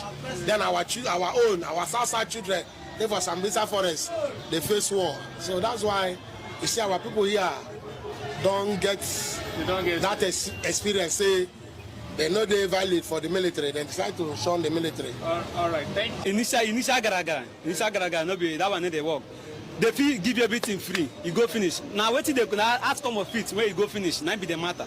When you go finish, come back. You know what see salary, nothing. Then you don't go finish, suffer finish, go train finish, they teach yourself, come back. My brother, me I not fit join anything Navy. If they increase their salary to 500,000, you go join Nigeria army. If they increase their salary. Increase the salary, not say this government, not be saying not be one government. Government fit change at any time. You understand? No, as I like this, I don't feel. You don't feel die for your fatherland. See, apart from that, anything you see, no, I don't feel die. Thank you. Even if the form is free, with some money added to it, I won't join. You won't join Nigeria army? God forbid. To me, they are abusing the force. But that's not, they're abusing the force. So for me, not even for my children will not join any force in Nigeria because they're corrupt. If you get opportunity that to join Nigeria army, you go join? I will not join. I said my own children no go join. Talk of me. But that's not. When you join army, if you are from Sasa, they will send you down to Northerners. They will be either they are getting the message. Or Bombay State. That's where they fight well. So you will die. And your family will mourn you for 2 weeks. That will end. They will only give you 200. They will give your wife 200,000. They will give your wife. Federal government will give your wife 200,000. The 200,000. When they come out for war, they will send them because they're not from their tribe. They will send them to go and die. So people from the southeast are the people they are facing those problems. War front. Yes. This is to fight insurgency, Boko Haram. Yes, because of tribalism. Because you will not bring your brothers. You will face all those ones to the war. So they will die. That means you are shorting us. And they don't know road. So all those things is not good. When they tell you what they are passing through there, the ones that go and come back, what they're passing through, you will send somebody and okay, let us assume Boko Haram. When you send them to war, see Boko Haram coming, you will not give order, and they are seeing them and they are carrying arms and they are shooting. You will not tell them say the country like this will not join you. So you know, everybody know the best for even for the government. The government said, listen, boys, we will do so with the best for them. Because they didn't help matters. They only know themselves and their pockets. So nobody will want to suffer for the country again because everybody is the best for the country. So if you be young man now, you get opportunity to say this form now free, everything free. Go and join Nigeria Army. You go join Nigeria Army. Me personally, I'm not going to join because this work I work now, I dissatisfied. Okay. But that is working now. Okay. Which message you want to send to Nigeria youths now? Maybe they can't join Nigeria Army. Me, I talk about my own self. I never talk about anybody because me, I can't help myself, can't help my family. So I never talk about my family. I know the matter. All right, thank you. You go join Nigeria Army. Join Nigeria Army? Yeah. I don't go join, no. Why? Because then when join said they regret. I tell you. Then when they join, they regret you now. I will go join. But people they regret. So what you will be saying, you now will be saying, now you they protect the country to pay no problem. You go to cry for salary, but you will carry gun, they walk up and down. Maybe say, they answer me, man. I know if you join force, as the country did like this, I know if you join court. There's a youth from southeast, no one join Nigeria Army again. Why it is say be the reason? The reason, they know the reason. Before person say no one do something, like no one join something, no get strong reason, because you see this Nigeria Army something, now something will be say, I be get that, the thing be that I be get that, like, I be one joiner, I get that Z to join Navy. I'll join any force for Nigeria, but the way the country be, I say no. You know, won't go Sambisa forest or won't go fight for your fatherland. You go fight for people when they fight for you. I be go fight for people. Be say if you fight finish, come out. Nothing go come out. No, things are not done that way. So if I'm day free now, say Nigeria Army join now straight to Zaria. You know go join. Straight to Zaria. It depends what you want go do there. So they want go training camp. Training camp. Everything. No wahala. Join Nigeria Army. You know, so they say initial garaga, no be that one they work. They feel give you everything free. You go finish. Now what they could ask come of it when you go finish, now be the matter. When you go finish, come back. You know what see salary, nothing. Then you don't go finish, suffer finish, go train finish, they teach yourself, come back. My brother, me I no fit join anything Navy. If they increase their salary to 500,000, you go join Nigeria. This one, you know, say I don't laugh. Increase the salary, not say this Don't government laugh. say now, Even no though be it one is government. impossible, Nigeria will give you 500 at any time. salary. You understand? No, as I like this, I no fit. You know, fit die for your fatherland. See, apart from that, anything you see, no, I no fit die. Thank you. Army have come and people from the south. They are no longer the youth. They are not interested in Nigeria Army. Exactly. I love that. You know, when Nigeria did somehow, when they use what I see in this Nigeria is tribalism. These people will tell you say I didn't get Nigeria. When these people say I didn't get Nigeria, what about the other people? How many of them did they create Nigeria? That's one thing you will know. Okay, let's assume now. Before, there's time when I've been enter army. You have heard it. This is the voice in the street. So when we are speaking, our message is going deep. And it's a thing of joy to see that many of them are awake. That is the importance of us coming online on a daily basis to talk and to tell you. Sometimes you think we are just making noise. We are not just making noise. We are bringing facts to the people and to the world at large for them to know. When we say the contraption called Nigeria is not a country nor a nation, it is not. It is not. These are people that have diverse value. Our value system is not the same.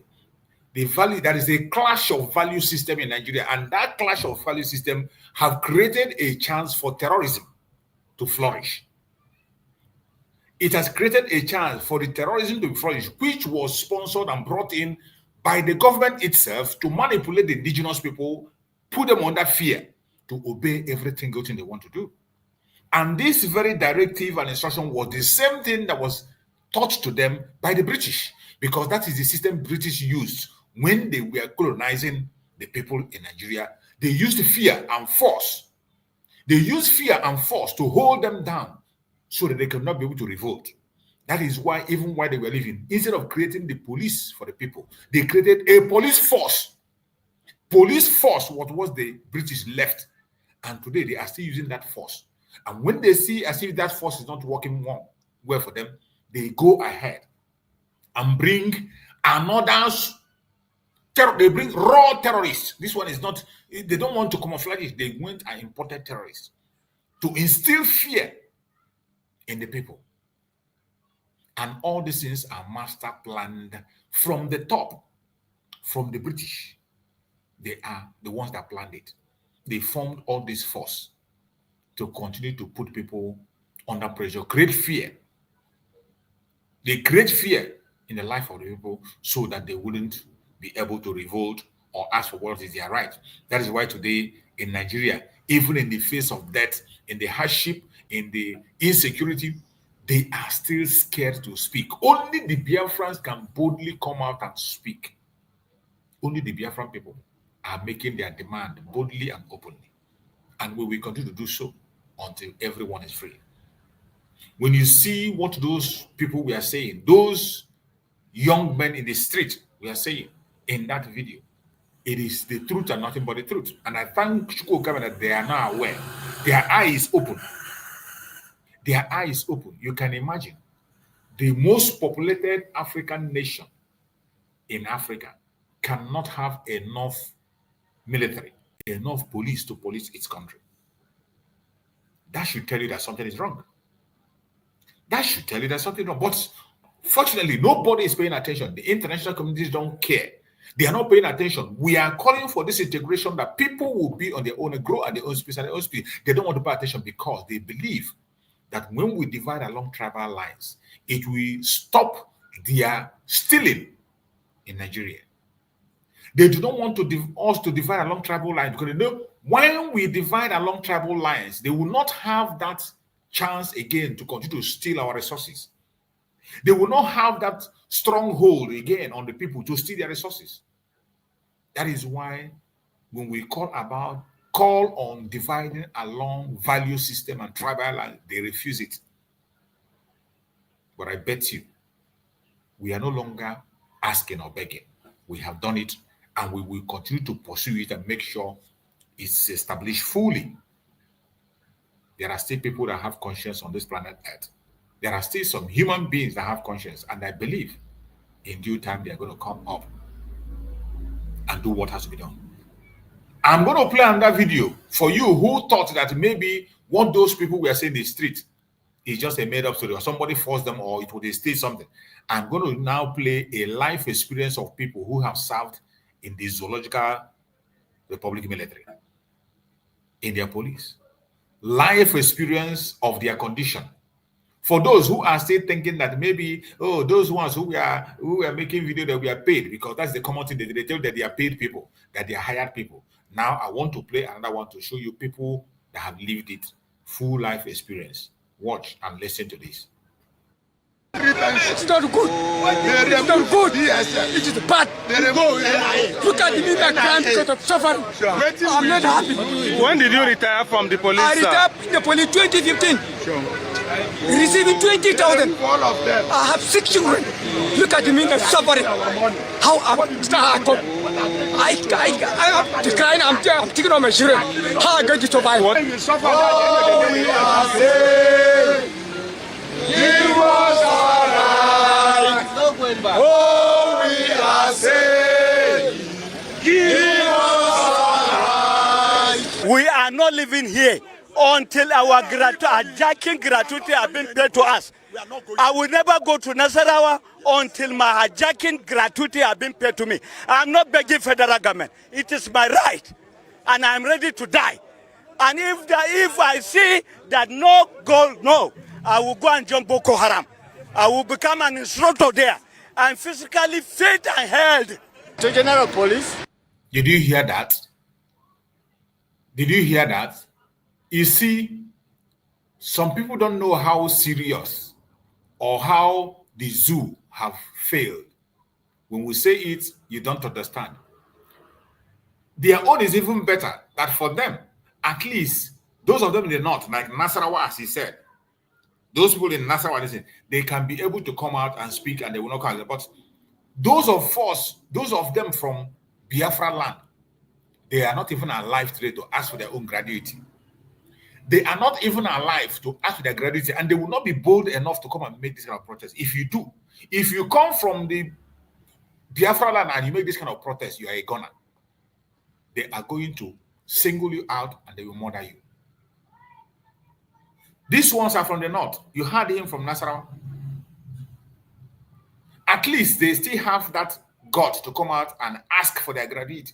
These are people who they have used to go against our people. These are people they have used to take lives in Biafra land. Their own case is that they can come out and tell the world and speak and demand. But those of them from Biafra land, they are not even alive today to ask for their own gratuity. They would put them on the front line and take them out. And you hear this man say clearly that he is willing and ready to join Boko Haram and get his salary. If that is what it means, if that is what we take for him to live, he will go and join Boko Haram. That are the people from the north. But those of us in Biafra land, we are calling on you to withdraw and join the Liberation Army of Biafra. Save your people, save your community, save your own life. Save your own life. For them, they can be able to survive. But for us, those of them from our side, they can't even tell the story. They can't even tell the story. I want you to see. Because when we say it, I play the first one where you see people in the street speaking, people in the street saying they can never join Nigeria. And so they will say it's a planned video, maybe it's organized or this one. But now look at people that have lived it. These are people, you can imagine if people from the northern part of Nigeria were not properly taken care of, how much more you, a Biafran, you want to join the military? No, sorry. Let's watch this. Look at me, my crime because of suffering. I'm not happy. When did you retire from the police? I retired in the police 2015. Receiving 20,000. I have 6 children. Look at me, I'm suffering. How I'm crying. I'm thinking of my children. How I'm going to survive. What? You suffer. Oh, we are saved. Give us our right. Oh, we are saved. We are not living here until our hijacking gratuity have been paid to us. I will never go to Nasarawa until my hijacking gratuity have been paid to me. I'm not begging federal government. It is my right, and I'm ready to die. And if I see that no, I will go and join Boko Haram. I will become an instructor there and physically fit and held. To General Police, DIG, Deputy IG, they should come down. We should collect the same salary with them so that everything will be equal. We are here to die. We are ready for the death. We are matured to die. So if it is a crime, they should tell us. We ask this question serious of time, no reply. But you journalists, I want you to help us. Ask them, is it a crime to join police? We have children, graduated, no job, and whenever any office you go now, they will say who you know. That is the language they will tell you. The language who you know in the ministry before your boy will be given appointment. And then we are here dying where our money is in the company. Enough is enough. See, these are people that you have trained them with gun. Know how to shoot gun, prepare gun, and equally service gun. And they are now leaving us like hungry can push us to go and commit. If Boko Haram comes to me now, I'm very strong. I'm still very strong. Now please, I'm giving you 500,000 a month. With that amount, I will be convinced. I will follow them. Establish a police pension board for us, just like in army. They should pay us as they pay army, as they pay navy, air forces. They should pay us 85% that they are paying them. Yes, sir. What is the state of the police pension bill? Yeah, it's still in process. And I told you when I was talking that it has to do with figures and numbers. And I won't talk more than that. You should understand what I mean. You have to put things together. You can't just come up and say, this is it, the financial implication. But what they're asking for is their right. It's not a favor. And I'm sure with their support we can get it. We are tired of this, their deadly and weak and fake promises. Every time we rise up, they'll tell us that it's very soon, very soon, very soon. Now the IG has completely convinced the NAS and the Senate not to exit us from the PENCOM. We are here to die. Seriously, more especially House of Reps, we are on top of that bill. We are working on it. We are even waiting to call for public hearing before we pass it. I'm even surprised seeing them now here. We have a good relationship with them. Like my office is like an office to them. They normally come to me, we interact with them. I expect at least their leadership should meet me and find out the stage of that bill. As you see me, I don't fear anybody. I don't fear anybody. And that is my takeoff. I retired 1st January 2019. And since then you have not... Since then I have not received my full gratuity. When you visited them, what did they tell you? I cannot visit. They gave me 2.1 as a retired DSP in the Nigerian police. And every month they give me 35,000 naira as monthly pension. When my male catapa in the Nigerian army are collecting 300,000 a captain. I am not living, no. I am not living. Jungle have already matured.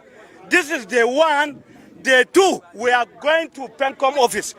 We are going to burn that PENCOM office. And they guys, don't tell me that. Don't tell me that. Don't tell me that. Allow me to talk.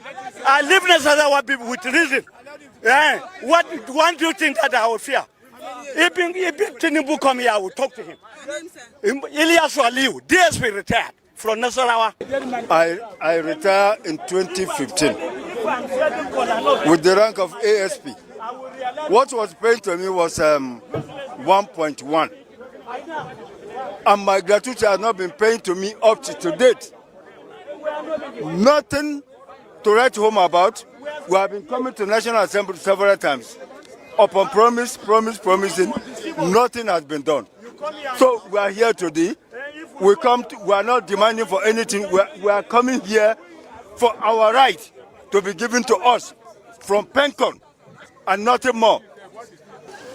The federal government should think about those whom they have trained with gun. They should take care of them. You have heard and you have seen. And I want you to pay attention to one thing. Every single person you see here in this their protest are from the north. Nobody there joining them is from Biafra land. Does it mean that people in Biafra land are paid their full gratuity? There's nobody has a problem there. It speaks volume. Their own is better. They are alive. They are still alive to pursue their pension or whatever. But you in Biafra land, once you join, you will not even be alive. You will not be alive to make the request. And if you dare make such request, you are a gunner. You are a gunner. When we come and we ask that every Biafran should stay away from anything that has to do with the terrorist government of Nigeria and their military or police, some of you take it for granted. You think it's just noise making. When we say if you are there, run and run as fast as you can, get out of that very place, come back home and defend your land, you wouldn't understand. If they can treat the people in that they are not as, and when you look at those people, most of them that you see, they are Christian. Nasarawa, they are Christians in the Nasarawa. Christian part, they are the ones you see crying. They are even lucky to be alive because they are from the north. But you, what about your own brothers from Biafra land who joined and who had the same problem? Why are they not in that very? very place, demanding for their own right. They didn't make it.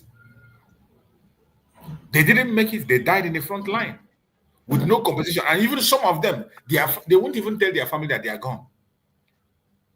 When they send them to Boko Haram territories and they take their life, they will not inform their families that they are late. There is one of the videos I'm going to try and pull out and play again. You see the ordeal of one Biafran boy who went and joined the Air Force, doing very well. When he got appointment to leave the country, they murdered him.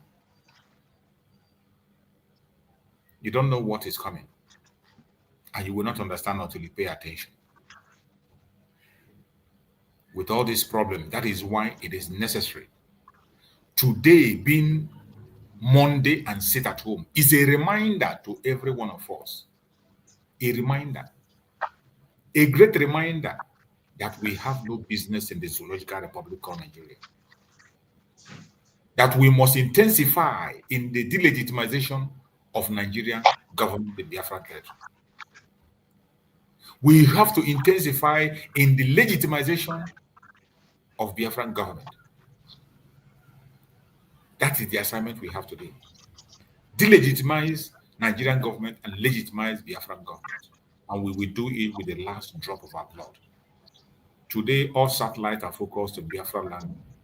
They are watching and they are seeing what is happening. It is a civil disobedience.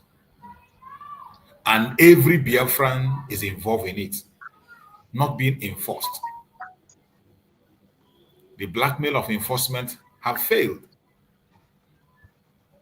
And I bet you Biafra has come and there is nothing anybody can do about it. You're welcome, my brother Greg. Welcome. Thank you for joining. Go ahead and speak to us, my brother Greg.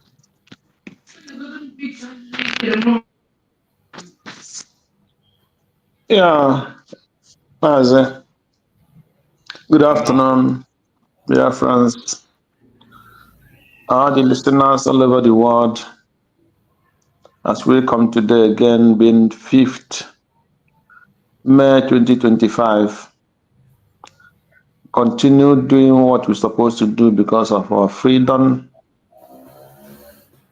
Continue doing what we're supposed to do because we are being imprisoned by evil country and the evil government.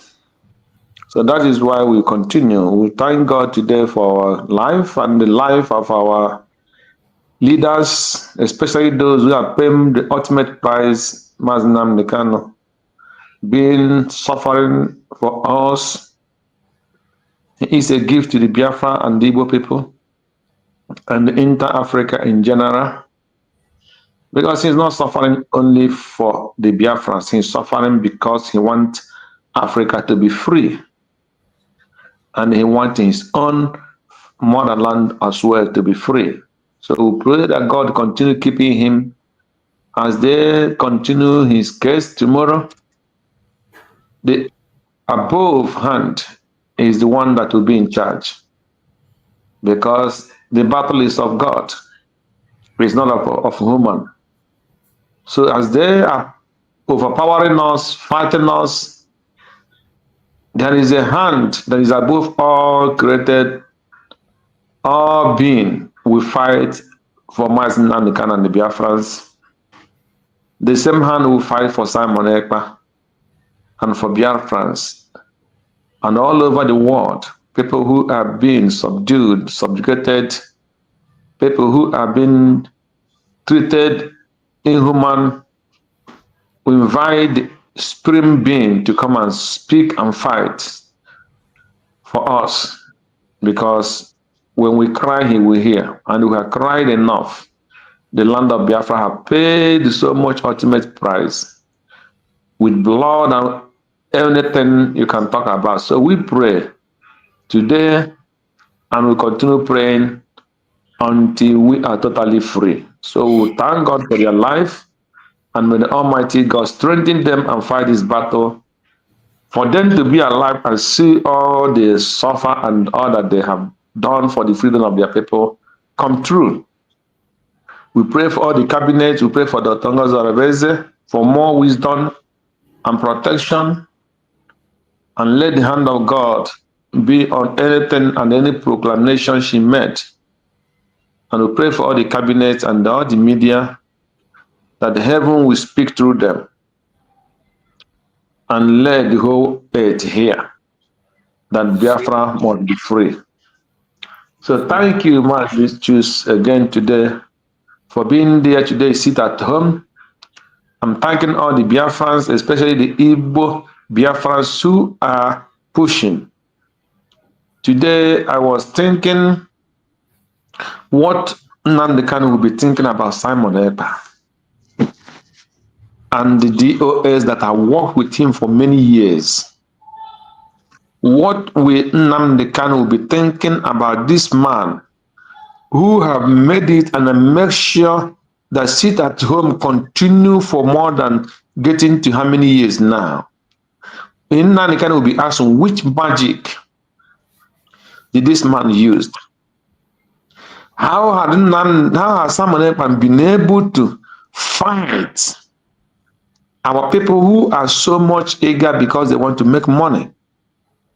Our people who are so much eager, when they call, he will make billions, they will do anything. How did he manage to control this sit at home till today? How did he make our people to realize that what they are doing is what they're supposed to do for their freedom? So that is what was in my mind throughout as I was trying to rush home to meet up with what we are doing.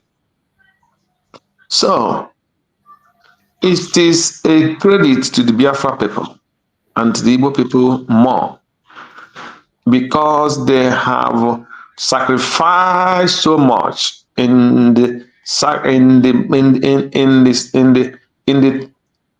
fight for freedom. The Igbos have sacrificed for Nigeria, starting from Azikiwe, even though he was foolishly and abandoned his people, and he was, I don't know what the word I'm supposed to use. When other people were coming to join and fighting for their people, he was trying to fight for everybody and forgetting that the home must be secured and that home first before any other place. Just like Nnamdi Kanu, as he is fighting for the Africa and the Nigeria in general, all the tribes, he will continue talking about his own tribe, his homeland must be secured and must be liberated. So I give that credit to Simon Ekpa. In the history, he can never be forgotten with the battle he fought against the people, against the Nigerian government, against the DOS, against the African, and against the Finland and Europe. Simon Ekpa still in these 3 to 4 years, he is, I don't know what can be used to qualify Simon Ekpa. I'm telling you the truth. I don't know the kind of respect Nnamdi Kanu is supposed to have for him. Because if he had been working with Nnamdi Kanu for years and he did this, they would say, okay, yeah. But how come that this man achieved this even on his absence for all these years? And the sit at home is still going on. Even with all their propaganda that people are being forced. Today, the governors, the criminal Nigerian government, the Musa and all the Burati and the Buharis, they are no more talking about force. Somebody is forcing somebody to sit. That is what is the message is clear, that the Biafra wants to go home. They want to separate from Nigeria. So I encourage and salute my people for sitting at home and giving that sacrifice, as Simon Ekpa and Nnamdi Kanu sacrificing everything they have to make sure that their people are free. And as the people who are reciprocate to those things that they're doing, I say, I raise my hand and my cap for them, for all our people in back home. God will strengthen and bless them more and more. So when you come talking about, because I listened a little bit with Ojuku's this thing.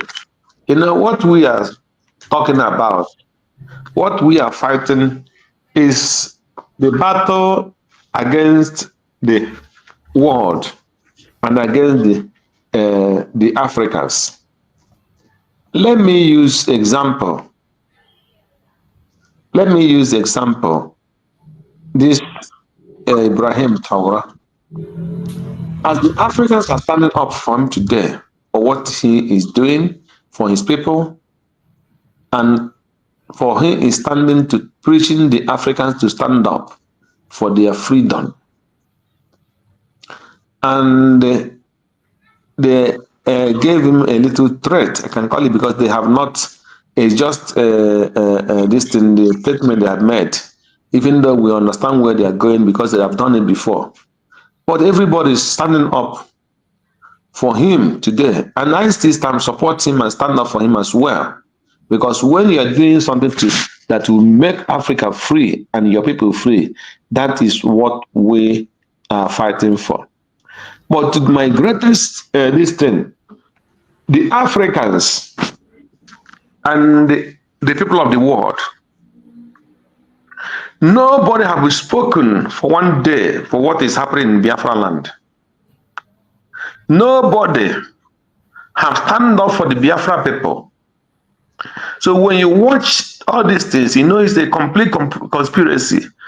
No matter what we did, that jealousy they have against the Biafra people, especially the Igbo people, is all over the world. Just like the Jews. Because you cannot tell me that Nnamdi Kanu is fighting. We show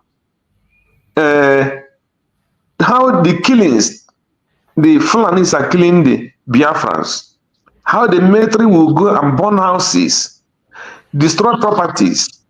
None of the African leaders have come out. None of the African youth have stand up and stay the Fulani to stop all those things. They have not protested against what is happening in Africa. The killings of the Africans, the killings of the Igbos in South Africa and destroying of their businesses, none of the Africans have stand up and protest against that. So, the killings of the Igbos in Lagos in the north, none of the Africans have stand up and protest against those things. I'm not talking about their leaders, because I know their leaders, because when you watch about this Ibrahim Traore, none of the African leaders is standing for him. No one has come out and spoke against those things that, that the West are trying to do. That one is, we know that they are all criminals and bought over. They are not happy with Ibrahim Traore because the Ibrahim is trying to close the avenue where all those corrupt African leaders are squandering people's taxpayers and their resources just to send their children and their family to the West for them to enjoy. Today, Ibrahim Traore is not, they have no time to look for any European to travel to where he wants to go and buy a house or do anything. What he concentrated only on his own Burkina Faso, to make sure he build a place, to make it a place for him to live, not for him to build this thing in Dubai or in America or in Europe, where he will go on a holiday and he and his children. So another time Burkina Faso is passing through is not his business. So the way for him coming to stand against those things, none of the African leader will do it. But I'm not talking about that. I'm talking about why all these Africans have kept quiet all these years and all this injustice that the Igbos are passing through in Nigeria, in their business, in every, because when you go to some other part of Africa, the Igbos also in that country doing very well, and they're still suffering the same jealousy they are suffering at home. So non-African youth will stand up for them. So that is why we must know that the battle we are fighting is all-round battle. It's only by God's grace we win this battle. I come back home to the contraction called Nigeria. When they are talking about the criminality of the elections. So, and you as a Biafran, and you are alive, you witness what happened in Lagos. That is why when they are talking about election or calling Tinubu the president of Nigeria, or even trying to extend his rule in Biafra land, I am very, very angry for that man. So, if the Western world and the Africans are not criminals, or they are hate for the Biafrans, you cannot tell me that you are calling my people, this people, you saying you is one Nigeria, and you need election. A particular tribe was killed in Lagos, and they told them, keep quiet. You cannot come to Lagos and say Piam or have anything to say in Lagos. Their businesses were destroyed, their life were destroyed, and even their brother, so-called Obi, that they were fighting, and they fighting to vote for him as the president. Till today, Obi have not said my people were killed. Why was my people killed? Why must my Igbos kill in Lagos? I want to know. Obi did not stand on his feet and demand justice for those Igbos that were killed in Lagos because they went to queue in line to vote. The businesses were destroyed, burned, lives lost. Obi did not speak, Piam. When will Obi speak? He will speak in 2027 to lure the Igbos again out for them to be killed. And when somebody talk, they will tell you you are killing your brother, is Obi. Somebody who could not fight for you and demand for justice. Is it when he become president, he will demand that justice? It's impossible. Then I will come to Tinubu, who called himself the president. But if Tinubu were not concerned, if Tinubu were not the people who sent the Igbos to kill them in Lagos, to instill fear into them. Use spy. Reduce the use okay. Okay, let me use. Okay. So if Tinubu did not send those guys to be spied in Lagos, you know, if they were not, if it were not from the president now, the so-called president elected president of Nigeria in that 2023 or 2022 or what, if he were not the one who sent them to go there and buy those people in Lagos, why could Tinubu today have not spoken about the evil that happened in Lagos on that election? Those guys they acquired in Lagos, those businesses they destroy, those houses they destroy, and those people who bound them not to raise their voice in Lagos, if as they call it, since they say it's one Nigeria. So is it in 2027 that they will not kill them?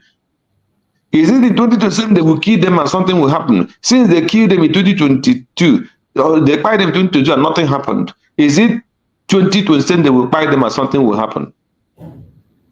So that is more of the reason our people should reject that country called Nigeria. Another area I want to touch today is last week I forgot it, but as I thank God I remembered it today.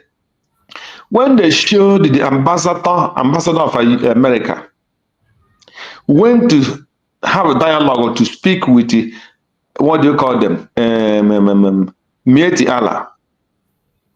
So what I don't understand is it a new ambassador, or if it is still the same ambassador that would have been there for more than 4 or 5 years ago? Or is this a new ambassador? Because if the man is the ambassador that have been there during the time of what do you call him, Biden, then he knew that ambassador is a complete corrupt ambassador. Because what he went to do, he is trying to change the narrative He's trying to lure the Trump administration to start considering or to show that what those things the Trump government believe is not right.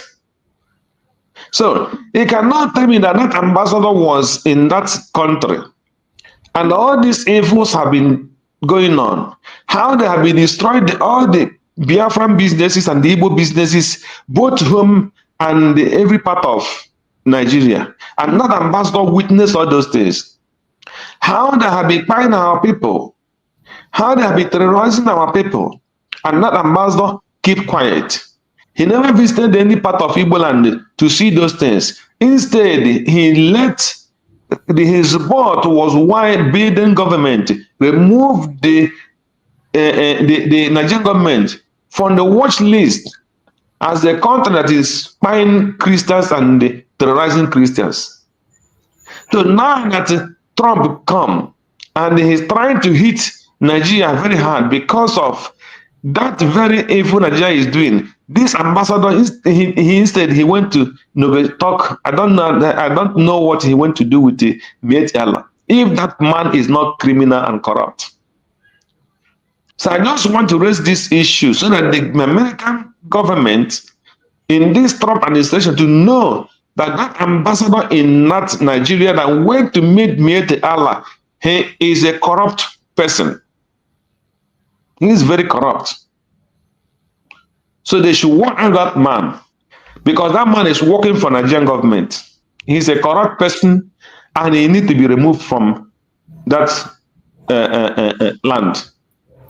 He cannot bring anything good from that side of the world. So he's a corrupt person and he should not be tolerated. He has to go. Let American government know that that man is not real. He is the cause of most of the things that is happening in that land. He is the cause why Biden government or whatever is sponsoring Boko Haram and terrorists. He is the sponsor. He is the engineer. He knows many things about it. Because if he didn't know, he will not go and have any talk with Miet Allah, whom have come to declare war against every tribe in Nigeria because of their selfish interest. So that is why one reason why, because every day there's many things to talk about that evil country, you know. So our message today is very clear. Our people is continue sitting at home. Our people are still demanding for the release of Mazi Nnamdi Kanu, release of Simon Ekpan, and let them recognize that Biafra is free and there is nothing will make us to remain one. So the earlier they begin the negotiation, the more better for them and for the other part of the country. I leave my mark for now. Thank you. Thank you so much, my brother Greg. Thank you for your contribution. I appreciate that. Let's hear from our sister Ojugo. My sister, take your mic. Good morning, brothers. Good morning. Welcome. My brother Greg. Good morning. Good morning. Biafrans in the comment section. I saw Linda TV and all good Biafrans. And May is a month, is a memorial month for all who have lost their life to protect their country. So we remember all our brothers and sisters, whether in the force or standing for what they believe, and they were killed, and some innocent and all the innocent ones who also have lost their life because they say they believe in Biafra.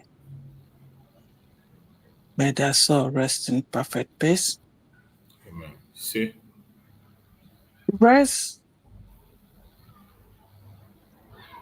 I would draw that word to rest, but to rise against the enemies, against all those who are fighting that this Biafra will not come. Those who come into this Biafra with evil motive. Let the spirit of all our men and women who have died in this journey rise against them and protect the land of Biafra. Amen. Amen. My spirit kind of line up the same with my brother Craig. You know, I didn't listen to when you played the movie or a video of our Odumegwu.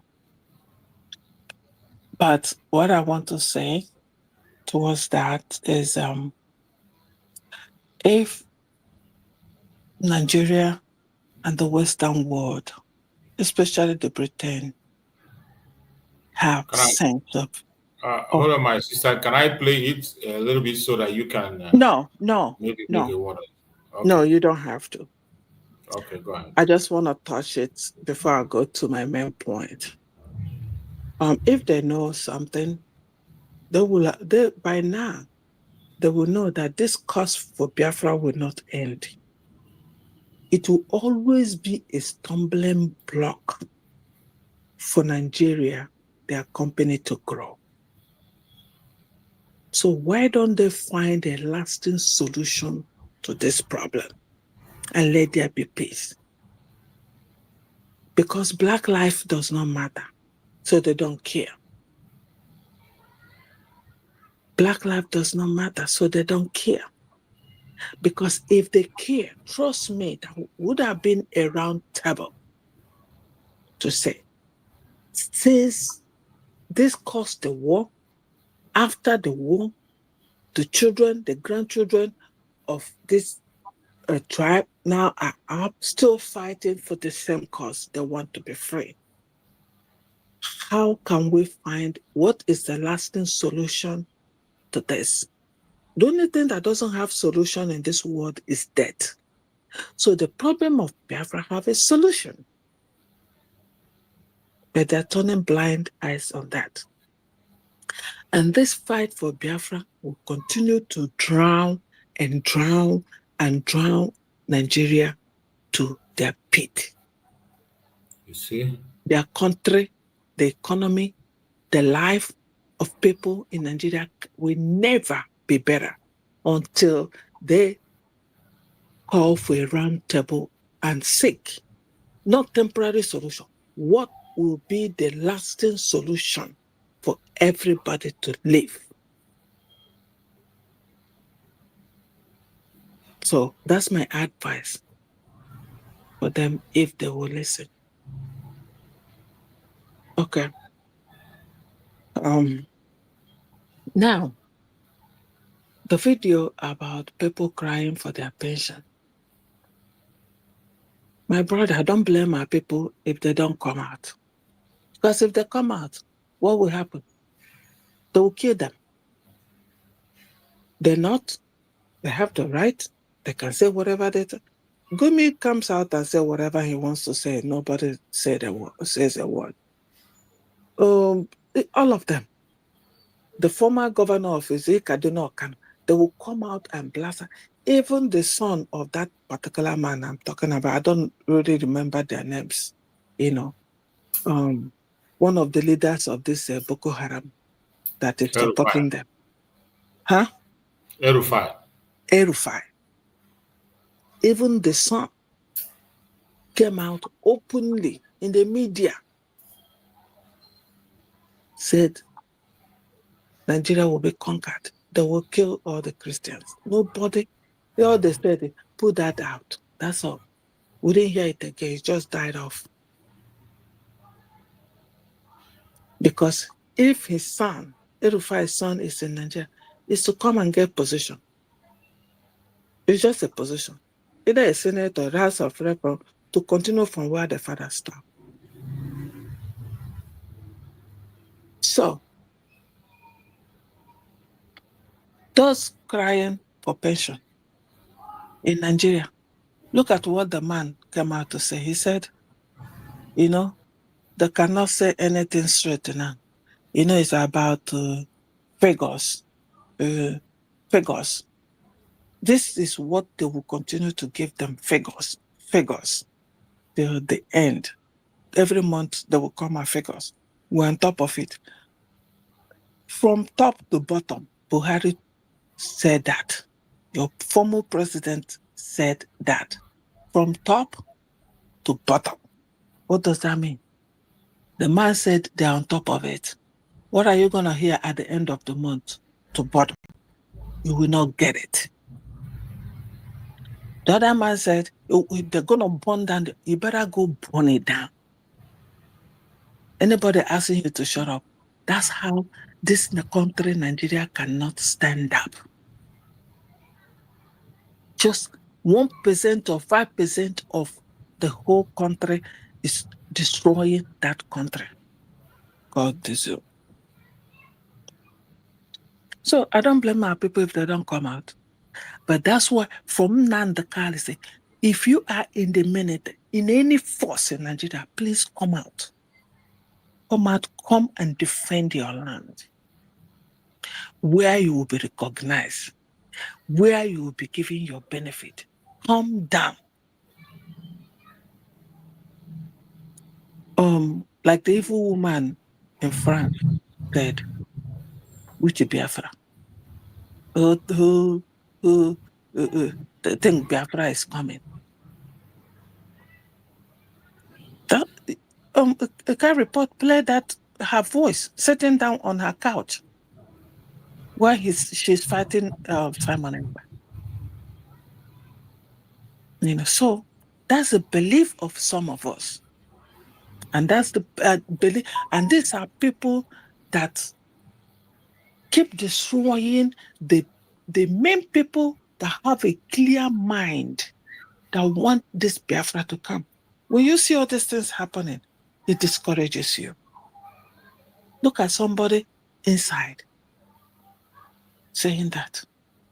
And how she magically, with all this belief, got to where she got. You know, I don't know. And if you listen to, I don't know where I got that thing, if it's from either 247, or go 247 or from Car Report, where Ghanaian people are crying that what is happening in Nigeria is affecting all their neighbors because people are running away from Nigeria due to Boko Haram attack, due to Hensman attack, leaving their father's land. Where do you think they're going? The neighboring countries. And they're going to overwhelm that particular, the countries they're in. A man from Ghana was just lamenting and crying that the West Africa has to sit up and do something about this. Yeah, because that's what it is. People are running to save their life, and they're going to go into, and he said, they're not even coming one or two, it's in thousands. It's in thousands. I think it was last week or so. A woman, they came out, they lined up all the people, they said the youths, young ones, 21, 20, 23, they put them in a room to do Yahoo. They're in the room, they don't go out. Their eyes is always on the screen. Even one of the boys, he said, he can even barely say, because you have to be on the screen. And they were deceived that when they go, they'll find them job. They have something they're gonna do. That is job already. Or they will establish business. And all of them were there in a room doing Yahoo, while their masters as in Nigeria. Tomorrow they're answering e-money. Tomorrow they're answering W money. Tomorrow they're answering computer money. Money na water. You see all this?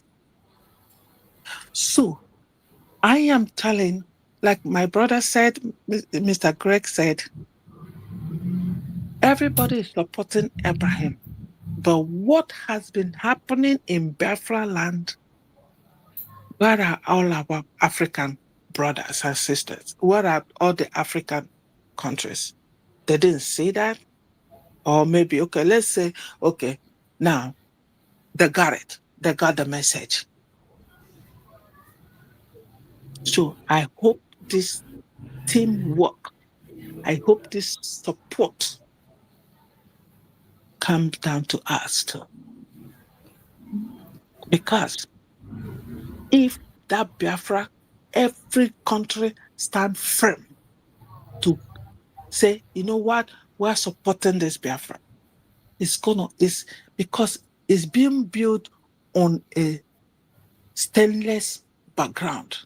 It will affect every other African countries, like Abraham is doing now. You know, so we need that support. Every African country. It's not one country supporting the other country. No, Africa needs to come together and fight this fight once and for all. And if you are a country in Africa, still in that ECOWAS that Nigeria is leading, Ghana, if you're still there, or Cameroon, if you're still in ECOWAS, you see that cry of Ghana, you guys just started. You just started. Get the hell out of that ECOWAS. ECOWAS is a corrupt entity. As far as Nigeria is leading that ECOWAS, you will achieve zero. It's top to bottom. Stay away. ECOWAS is, British is controlling it. As far as Nigeria is a British company and they're the one controlling, heading the ECOWAS, forget it. Ghana is crying. Next is Cameroon. All the West African countries, get ready. It will all reach everybody. Hey, I listened to that man. He was just lamenting, crying, calling everybody. This is not good. It's going to reach everybody. Everybody. It's coming. It's coming. Don't be quiet in your own country. Think that it's coming. Nigeria will overwhelm all the neighboring countries. Because if you don't help yourself, nobody's going to help you.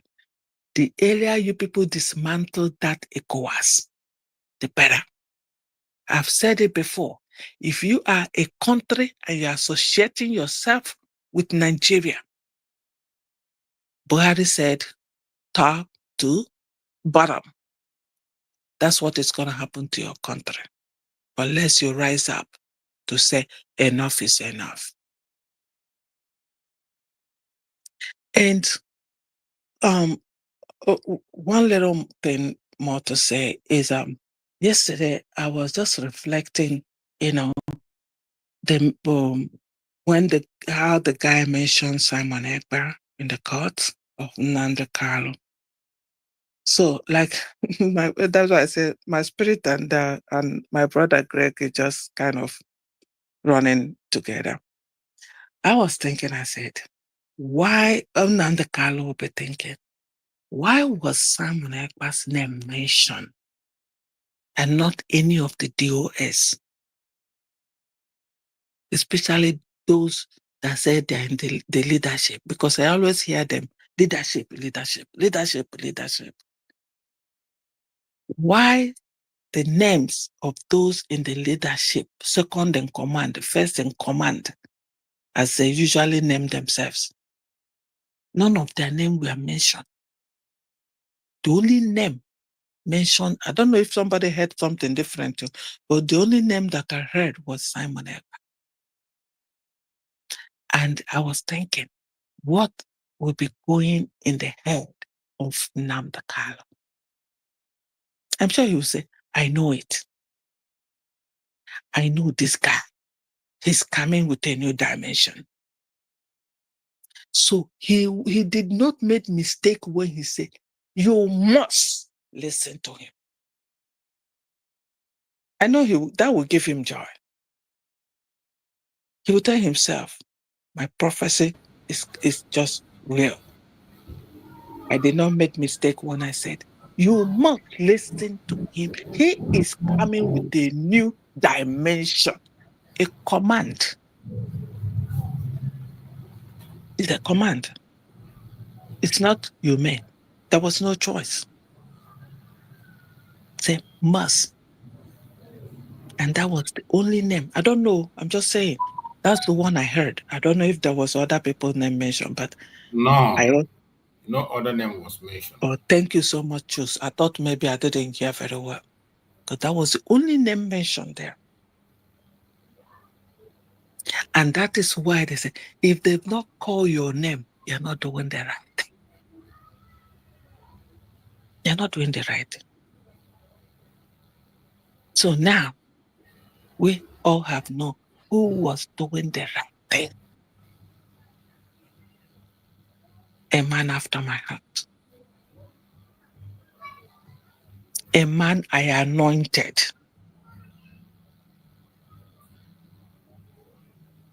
So, my word goes to Dr. DPMDrNgoziOrabueze. Don't stress yourself. If your name has not been mentioned, you better go rethink it. That means you're not doing very well. So I ask the Holy Ghost, the Holy Spirit of God, of our forefathers, of our dead heroes, to be with Dr. DPMDrNgoziOrabueze and all our advisors, that this mantle, they will protect it with everything that they have. See. I leave my words right here for now. Thank you so much, Mr. Chooks. Thank you so much, my beloved sister. You've spoken well.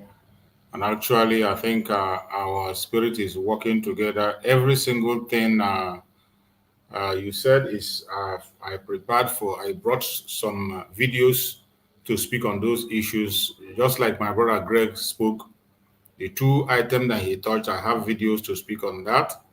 And I will definitely go into that. Like this issue of Mazi Simon that was mentioned on that case is one of the issues I wanted to discuss, because when if you are very conversant with social media and things that are happening, we go online and we begin to look at what people are saying, people's response, how the public is reacting. And when you look at all those, you begin to see how people behave. And government also do the same thing. Even the court also do the same thing to see how people react.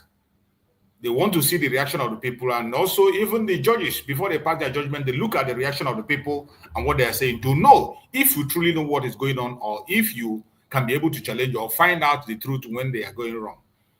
And I saw one of the videos that caught my attention. One of those criminals, those saboteurs that have continued to sabotage Mazi Nnamdi Kanu, the DOS, they went and brought a video that was made by what did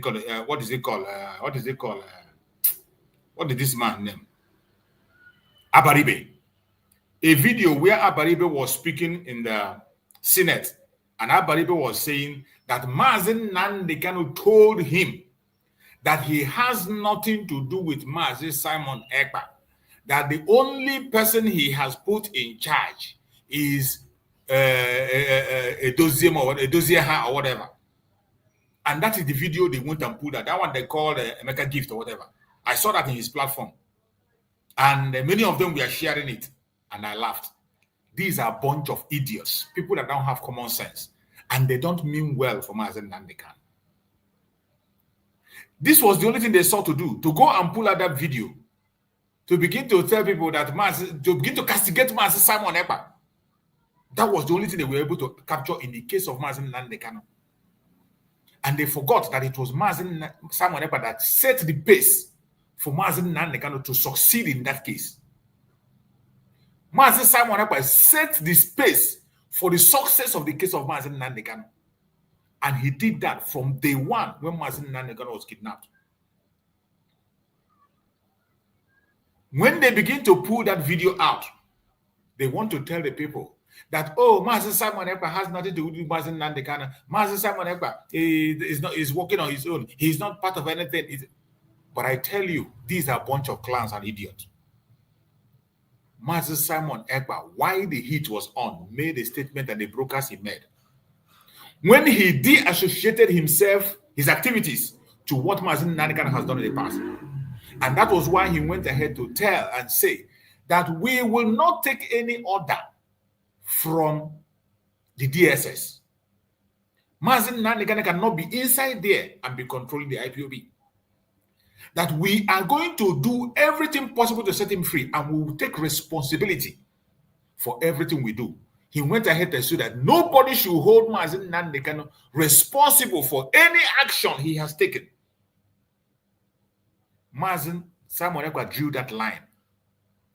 He went further in one of the video again, and he said that whatever the United States of Biafra has done, whatever the Brigade has done, should not be associated with the IPOB Nigeria, which is what we know them to be. Mazen Simon Ekpa drew that line, took responsibility for the things that happened when he was working under a government. But everything that happened as an organization, which were done under Mazen Nnamdi Kanu, which were the normal thing to do, which were not violent and nothing incriminating, those are the only things that can be attributed to Mazen Nnamdi Kanu. But every other thing that was done under a government of Biafra, which was self-defense under the government, Mazen Simon Ekpa was in charge, and he made it very, very clear. He drew a very bold and clear line. But you saw in that court, even when Mazen Simon Ekpa had made that statement, they tried to drag him back. They tried to bring it again and connect it to Mazen Nnamdi Kanu in order to find something to say. But Mazen Simon Ekpa saw before time. He has drawn that line long, long, long before now. But these clowns, go and check their platform and look at the kind of video they're posting. The same man who Mazen Nnamdi Kanu said that is people that are claiming that they were the one that signed shorty for me, that they did nothing. In the first place, they do not have any right to sign shorty. As a government official, you do not have the right to stand a shorty for any convicted person in Nigeria. That is what their law says. But in order to cage Mazen Nnamdi Kanu, they brought Abaribe. To use Abaribe to cage Mazen Nnamdi Kanu. And of course, you know Mazen Nnamdi Kanu cannot be caged. It doesn't matter who you are. Mazen Nnamdi Kanu got his freedom and continue to do what he has to do till date. That was the same man they went and brought his video to begin to fight against Mazen Simon Ekpa and talk evil about Mazen Simon Ekpa. A man that has stood his ground fighting on international ground, based on international law. Every single step that Mazen Simon Ekpa took were legal. He was doing everything he did under a government. And do not forget that a government has the right to operate an army. And the army of the government has the right to protect its own people. The primary objective of every government is to protect the life and property of its own people. And they will do it with their army by all means necessary. That is what the international law gives. Government in exile have the right to do it. Today we have the United States of Biafra redeclared. They have the right to operate an army and fight and defend the territory. But this bunch of clowns, the only thing they saw from that court was to begin to attack, as always, unrepentant idiots. Now, I am going to play the video of our Prime Minister, Mazen Simon Ekpa, where he drew that line by himself He drew that line. So those idiot that was calling his name, in the case of Mazi Nnamdi Kanu, are a bunch of clowns that has nothing to offer. I want us to listen to Mazi Simon about what he said in this very video. Mazi Nnamdi Kanu is the leader of indigenous people of Biafra. Simon Ekpa is the Prime Minister of Biafra Republic Government in Exile. Know this and know peace. Once you know this, you will know peace. But if you refuse to know this, you will never know peace. I remain the Prime Minister of the Biafra Republic Government in Exile, and as a matter of fact, I remain in charge. And if you don't want me to be in charge, bring Mazi Nnamdi Kanu out. Stop all this nonsense of Mazi Nnamdi Kanu control Biafra from prison. It doesn't work.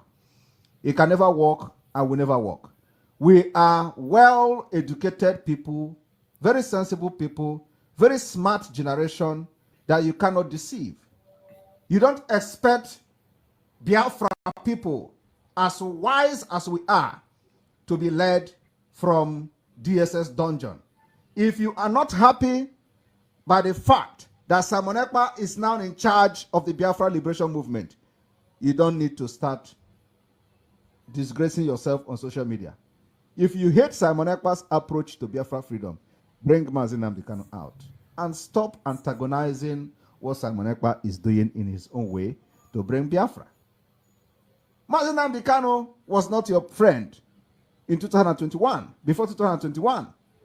Some of you going to seek advice from him was the one who masterminded his kidnapping from Kenya. And the same man today you are running to for help. If you know that Mazi Nnamdi Kanu is now somebody to be listening to, bring him out to stop me. But so long as he continues to be illegally detained at the DSS dungeon, you must come to terms to that reality that Simon Ekpa is not in charge. I will deal with you people. You don't know what you have done to yourself. Freedom fighting is a fight to finish. I have come to end and stop and finish the fight that Ojukwu started over 50 years ago.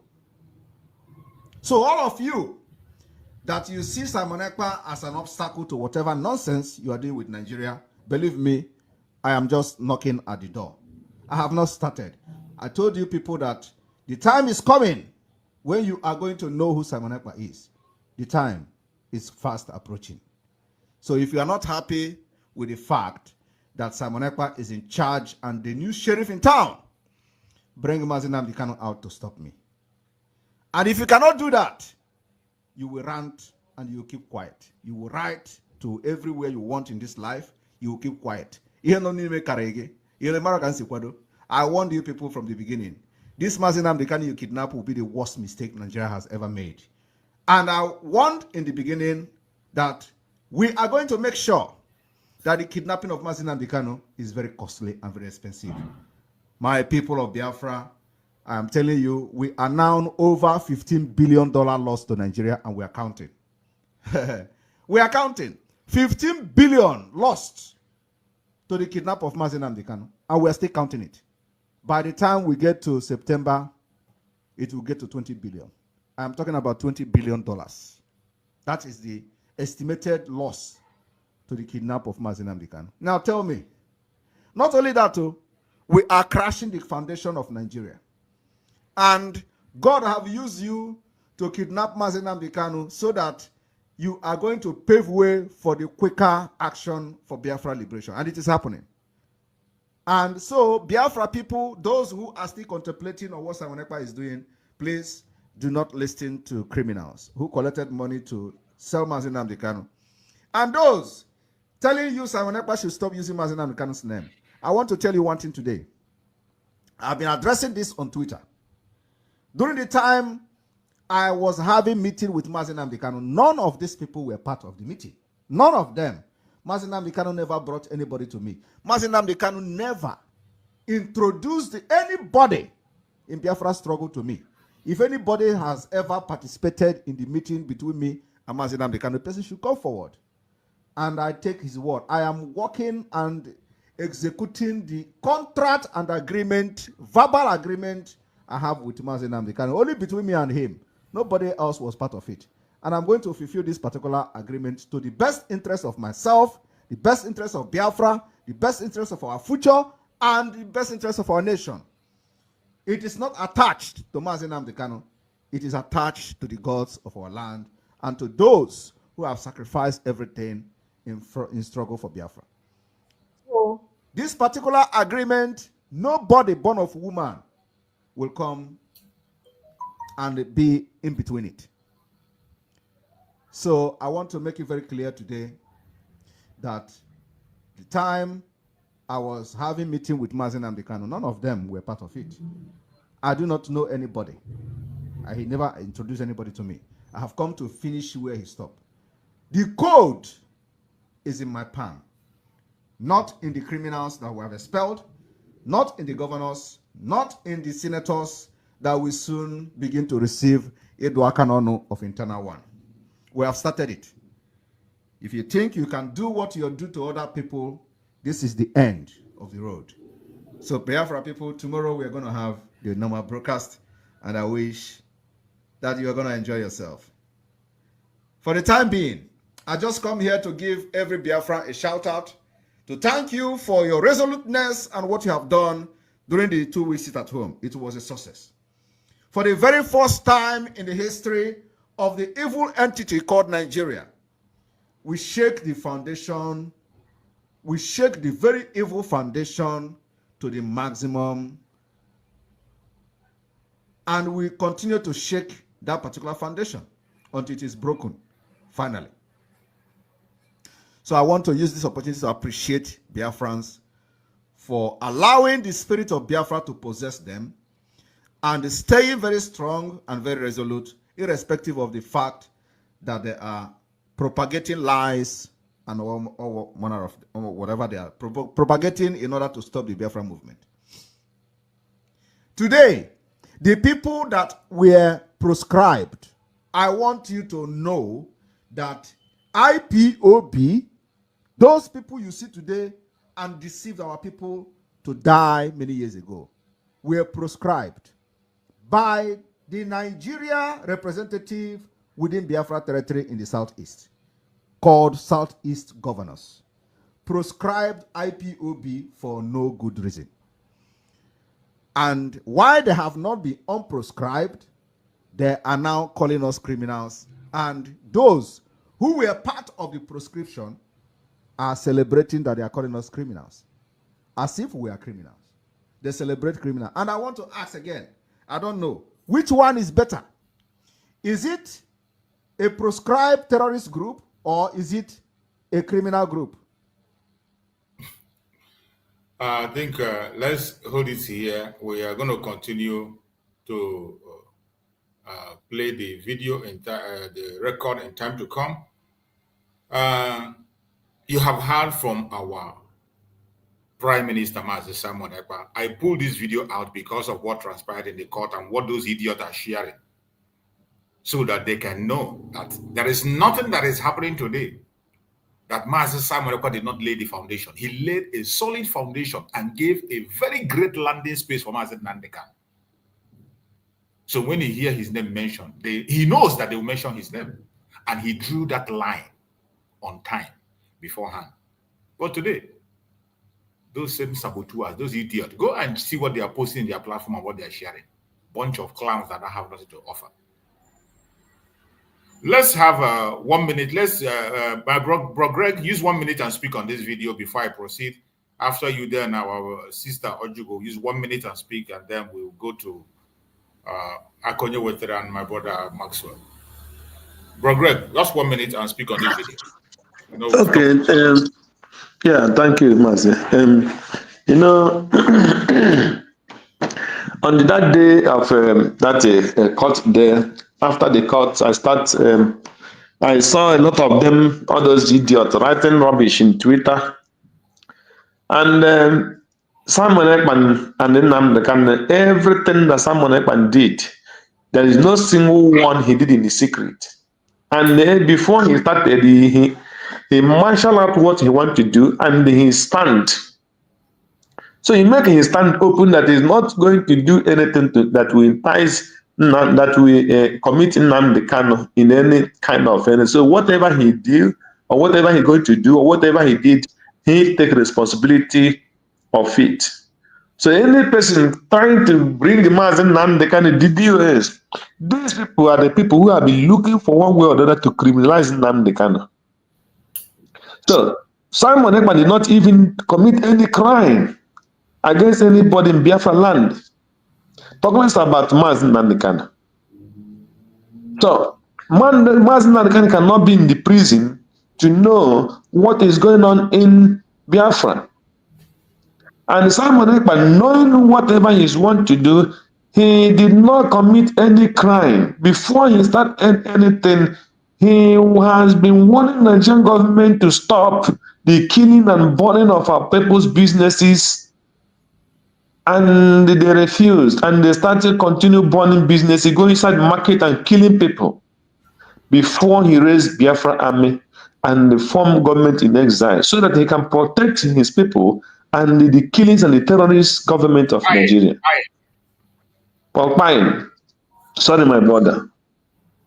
So that is what he did, and there is no court or no thing that will show that our PM have committed any crime. He have not committed any crime. He was only on defense of his people. That's all. He never commit any criminal against any government. So that is my own stand on that. Thank you. Thank you so much, my brother, for that very quick one. Let's hear just 1 minute, my beloved sister Ojugo, on this video. We discussed it, and you prompted me to play this video. So, okay, I mean, okay, I'm good. Imagine Simon Ekpa came with his own thing, you know. And Martin Nandakala said, he is bringing a new dimension. Was Nandakala there when Simon was bringing this new dimension? No. They've already kidnapped him. You know? So, I don't watch any, I don't even know if DOS still exists. Like, I have no idea where their channel is. I don't watch any of those things. I subscribe because I don't like too much information.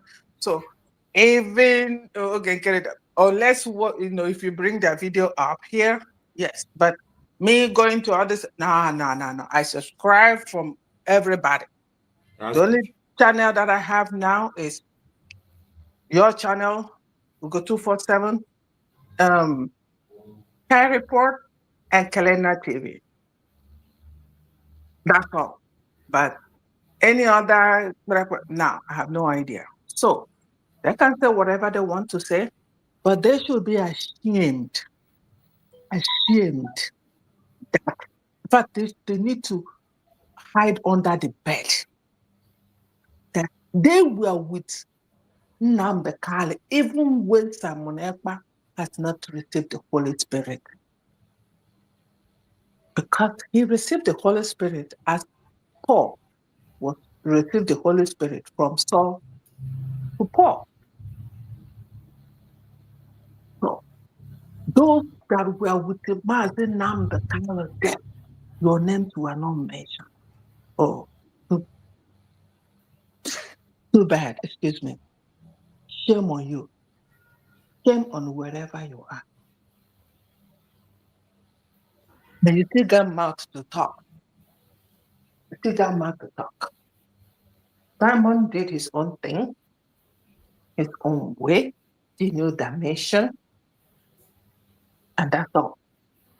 And Nnamdi Kanu will not, I'm sure if it happened, this thing is not surprised. Because even a lawyer, that's one black lawyer that always mentions someone else anytime they come to court before. I don't know what his name is. That man, you always go, what about someone else? What about someone else? So, I don't think anybody will be, even if they finish this case without mentioning someone else, I will be surprised. Yeah. I will be surprised. In fact, I will be the one to go call them back. Hey, you haven't finished. Because I didn't hear the name of Simon Ekpa. I was expecting that. So it's not new. It's not new. Simon is standing to the bar. He brought a new dimension. And he got to that point to show us this is a new dimension. And Dr. Ngozi is holding the dimension to the bar. So they can say whatever they want to say, but if I were there, I will ask myself a question. That means I didn't get it right because my name was not mentioned. Thank you, my brother. Thank you so much, my sister. I appreciate you for that wonderful contribution. You've spoken well. Let's go to Akonyo-Wetere. Let's hear from you, Akonyo-Wetere. Take 3 minutes and speak to us. Let's hear you. Thank you very much, Uncle Chuk. No. Good afternoon to my uncles and aunties in the house. Thank you for the work you are doing for us, Uncle Chuk.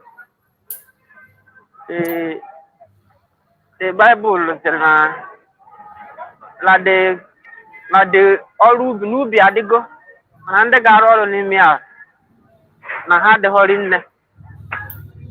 That is what we are facing in this struggle. The jungle has matured, but the field workers are few. But you have taken your own space by holding the struggle while we are waiting for our leaders to come. I'm also thanking our DPM. Countless number of times I've said that God makes king and creates king. So, because the way that woman, when I look at the makeup of that woman, even me as a man talking, I have to retrace my step and do another calculation on her making. She indeed thrive. It shows that she's born for the position. So that is it. In today's topic, we have discussed a lot. We that are in Bongo, Mobolo, Kelena, a lot is going. I label much every day. I started yesterday and day before yesterday. And I have here not Waja. But no media seems to be carrying it. So they are gradually entering the Yoruba land. But two things I would say today. One of it is every Biafran, both the ones that believe in our independence of our sovereign nation and the ones that are busy sabotaging the struggle. Our prayers now should be that Tinubu should win 2027. If in the calculation, according to how our leaders are making their plan, that we will not strike before 2027, we should win so that the North will help us to do the work. What our leader told them, that as they are busy coming down the east to deal with us, that the Fulani will be taking over their land, and it is happening in our 2 eyes. We are seeing it. It's clear. So that's why I do say, people that have devoted themselves to fight for this, do they sit back to calculate this struggle that they are in? Because if indeed you are in this struggle, I believe that you will be changing tactics every day. When you sit back, analyze what you have done, analyze the situation on ground, you look at this is how I would do it. But many people are in struggle for self-aggrandizement, for position. Many of them are in need just to put their feet down so that when Biafra comes, they will now come with this past glory that we were among the people that fought for this freedom. But all those things are not even worth.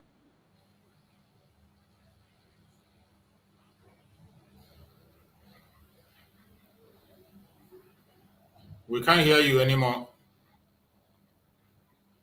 So,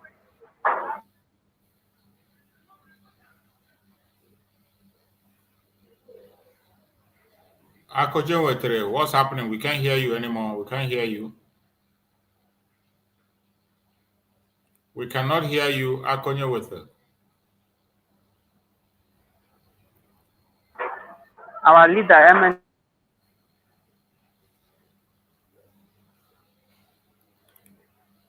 We cannot hear you, Akonyewetere. You're breaking up. You cannot hear you. Maybe you can just go out and come back again. We can't hear you. We cannot hear you. You're breaking up, Akonyewetere. You're breaking up. Maybe you just go out and come back again. We cannot hear you. My brother Max, take the mic. My brother Max, take the mic and talk to us. Let's hear you. Yeah, thank you. Thank you so much, Mazi Chicks, and happy Monday to each and every one of you. Nemoche, Amai Namoche in the studio, those in the comment section, and those that are watching us. I say happy sit at home to each, first of all, to myself, and to each and every one of you. And those that are participating in the sitting at home today, I say, Mechuko Kikabiama, provide for you whatever that you are going to lose today for sitting at home, for showing Nigeria that you can never tarry. You can never be tired of protesting against the injustices against our people. You see, when you look at this, the video that you played, I was in a platform yesterday on X while we were discussing the link between Mazi Nnamdi Kanu and Simon Ekpa. You know, Mazi Simon Ekpa is not doing anything different from the ideologies of Mazi Nnamdi Kanu and myself and you and every Biafran that genuinely wants to leave the criminal construct for Nigeria. There is no difference. It's the same ideology. Some of us, if we have the opportunity, we will be even worse than them. We'll be worse than them. Because it is long overdue. As we are talking today, if you go to Abia State, where my mother comes from, these people are collecting lands, 30,000 hectares, 1,000, 5,000. They are selling it to the Fulani headers. I sent some of this information to Mazuchus and to Mazuko and Sister Harry and the rest of them that I can, lay hands on. Our land is gradually good, but whatever that happens, let them continue to sell. Any land that is taken when Biafra comes by the grace of God, we will reclaim this land. We can never be like the Southern Kaduna people. Never. We cannot be like Southern Kaduna people. So there is nothing Mazi Simon Ekpa is. The only problem Mazi Simon Ekpa has is that he is not going to take instruction from a man that is held in detention. When we were there, we know how to extract information and confessional statements from accused people. Some of them are psychological. Some are with brute force, torture, and so on. When they do you something that they will do you, you will not even know when you are confessing what you did not do. I'm telling you people the gospel truth. Most of us were insiders. To a certain level, you that have conscience will begin to say, no, don't do this to this person. Because that person, as at that time, is trying to survive, to save his or her life. Therefore, he or she will agree to things that he or she committed and things that he or she did not commit. Just to be safe, just to be alive. Otherwise, you will see your skins being ripped open from you while you are still alive. That is the reason why Simon Ekpa said, Mazi Simon Ekpa, Prime Minister, said, I won't take instruction because he is also talking from experience. Now, I know that the Finnish army also they observe a human right, but there are so many things that you will be exposed to as an active service personnel, especially when you are with the Directorate of the Military Intelligence. These are things that happen. So remove Mazen Nnamdi Kanu from whatever that he is doing with our support. So why are you linking him with Mazen Nnamdi Kanu or trying to use the activities under Mazen Simon Ekpa to against Mazen Nnamdi Kanu? How will you do that? How will you do that? I am not in support of that kind of thing because I told them yesterday where I was. They are my brothers and my sisters as well. I also made my point clear. Mazen Nnamdi Kanu cannot give instructions from there. And as Mazen Jimako said, his lawyer said some time ago that his room and wherever that they are going to stay to have a chit-chat are being bugged and monitored. They have, listening devices, video and listening devices that they will use that is there already mounted against him to have snippets and exactly what, they do there. Someone who is under duress, you want me to take instructions from him? And you want to link me with that person? No, we cannot link ourselves with him because he is under duress, psychologically or otherwise. So whatever Simon Ekpa did was to the benefit of the entire Biafran people, including me that is talking here today. And that is the new dimension, like most of you have spoken here or mentioned. And that is what it is. Mazen Nnamdi Kanu is fighting for the freedom of our people, the freedom of the land. For our people to breathe that sigh of relief from the Nigerian activities against our people. He's fighting for restoration of Biafra. And there is no difference from what Simon Ekpa is doing. But the only thing Simon Ekpa said, do not exempt Mazen Nnamdi Kanu from whatever that we are doing. And that is the voice of someone who is brave, a brave man. It is only a brave man that can stand and take responsibility of whatever that is. And mind you, that this security that they are attributing to Mazen Simon Ekpa and the entire Biafran people is not committed by our people. Inter-society organization has come out to publish a report. It is there on Sahara that 80% of insecurity in the southeast part of Biafra is caused by harmful and headaches. Can't you get it? Can't you get it? Before Simon Ekpa, were there no criminal activities that were going on in Biafra land? There were no cases of armed robbery. What of Bakassi boys and their activities as well? What do you want to tell me? There were no armed robbers. There were no killings in Biafra land. And you want to attribute everything to Biafran agitators, Mazen Nnamdi Kanu, Simon Ekpa. You are a liar. We will debunk you and will criticize you constructively and will present you with facts. One of our sisters too, who is a renowned journalist from Lagos, covered sit at home, just like it's happening today in Biafra land. This woman, our auntie, moved from Lagos to come and cover it in Biafra land to know firsthand what is really going on. Is it true that the Biafran people are the one, enforcing sit at home? To her greatest surprise, she said something.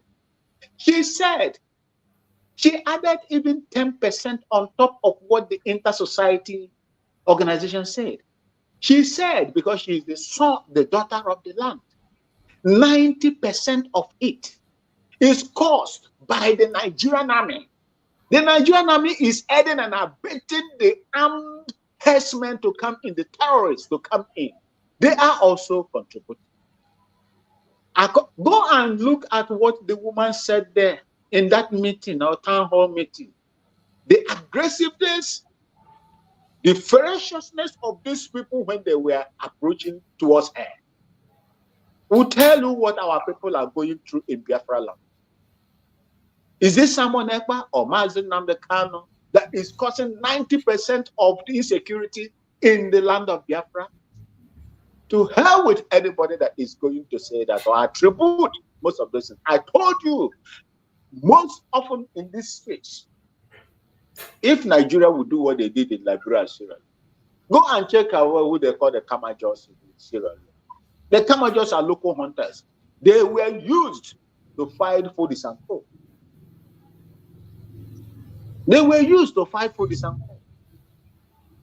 Major John Paul Corona also. They were also used to fight. And these were the activities of the peace enforcers. In Liberia, Liberia Peace Council was also used to fight Charles Taylor. And it was also the activity. What makes you feel that they cannot do it at their own backyard? The reason why they are not doing it in the north is because they are playing and repeating or rehearsing the scripts of Islamization. And whosoever that is a Muslim, whether you are an Igbo Muslim, Catholic Muslim, or wherever, you will always prefer to the establishment of your Sharia, whatever that is in your religion. They will never stand against it. Those people, those Muslims in Enugu today, whenever they say, oh, Sharia in Enugu, they will open-handedly support it. That is what it is. They are doing this bidding of their, the Islamization agenda of that country.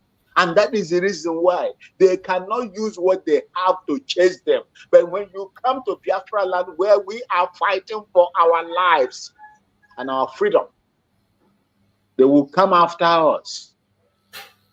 Only time will tell how long that you are going to continue to infest the land of Biafra with your criminality. Thank you so much, and God bless you, Mazi. Thank you so much, my brother, for that wonderful contribution. I appreciate you for that line of thought. And what you just said is the way it is.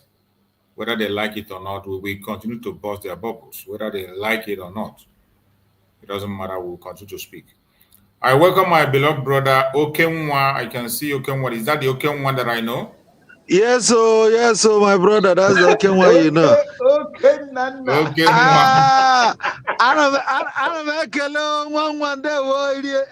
They wouldn't have ya gasereke. Ahore mama o maurunde ahore mama. Ikujele nwanwa ya adịghị mma. Biafrans all over the world. You see, there is something. There's one statement our brother, bro, choose survivor and make a Lego. I say, no, my brother, I'll do. Ndibo say limoke man. Yes, so, our brother Kelena say, if you have not seen the handwork of God, or if you have not seen God, look at this Biafran movement. That each step, God has a way of advancing us. Definitely. Each step. That is the thing. You see, when my friend from DSS, why I can boldly mention his name is that for months now, I broke the news that Soludo felt that he was going to report our Prime Minister, Simon Ekpa, to Mazi Nnamdi Kanu. If you remember that year he went to visit him. Then Soludo mistakenly, because Nigeria never wanted, and Jofo and DOS, they never wanted Mazi Nnamdi Kanu to hear anything about our Prime Minister Simon Ekpa. They want him to feel that everybody has deserted him so that they will give him a Wazirike treatment. That's what they wanted to do. Then who was saluted and went there and felt that he was reporting him for him to stop sit at home, and he was very happy. When I broke that news, they tracked my friend. He was a DSS man. He was very, very close to that. So we have been battling it, and good at it that he left the country. He's no more in Nigeria.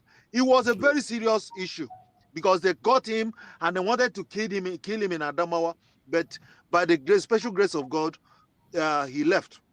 What I'm trying to say now is, you see, Mazi Simon Ekpa has really dealt with Nigeria so much. You know, people feel that dealing with Nigeria is just by fighting the military or fight. No, he used wisdom, and he was ready. He was prepared.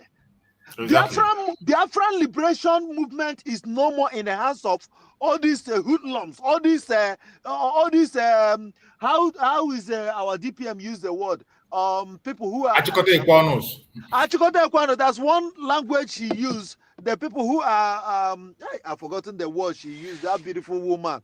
Hi, is I will remember it. There's one word she used to describe all these people. These individuals. These individuals, and there's one word that starts with C. Let me remember it. I understand. Miscreant. No, it starts with C. Don't worry. I will. Okay. Get it. Go ahead. I'll remember it.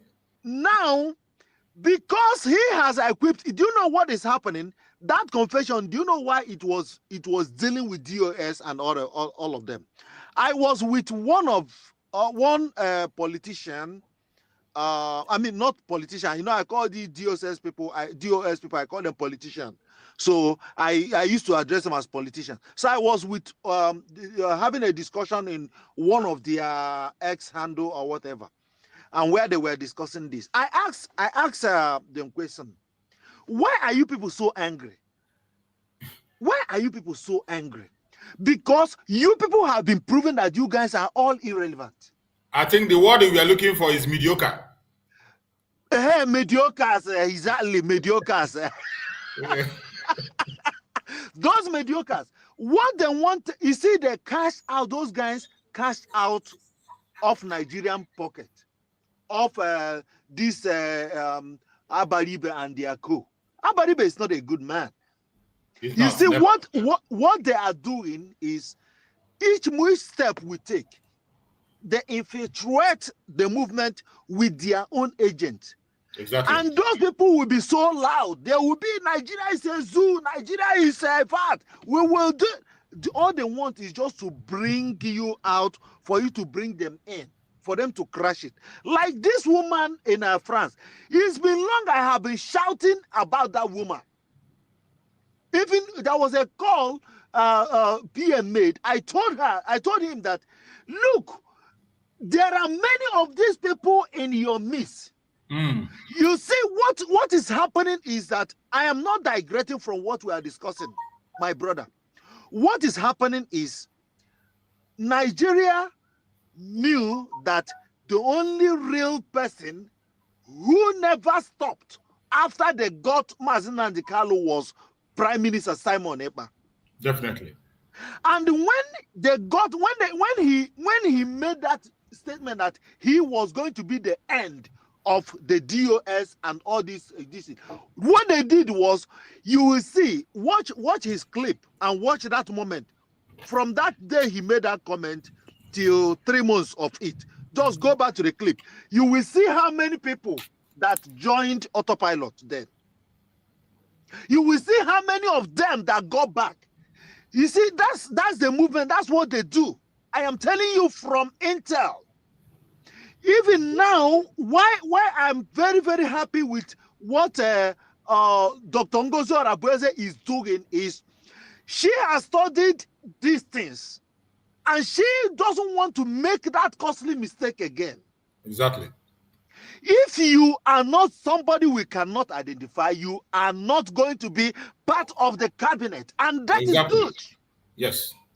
You see, when you look at technocrats, when you look at people who have something to offer, they don't make noise.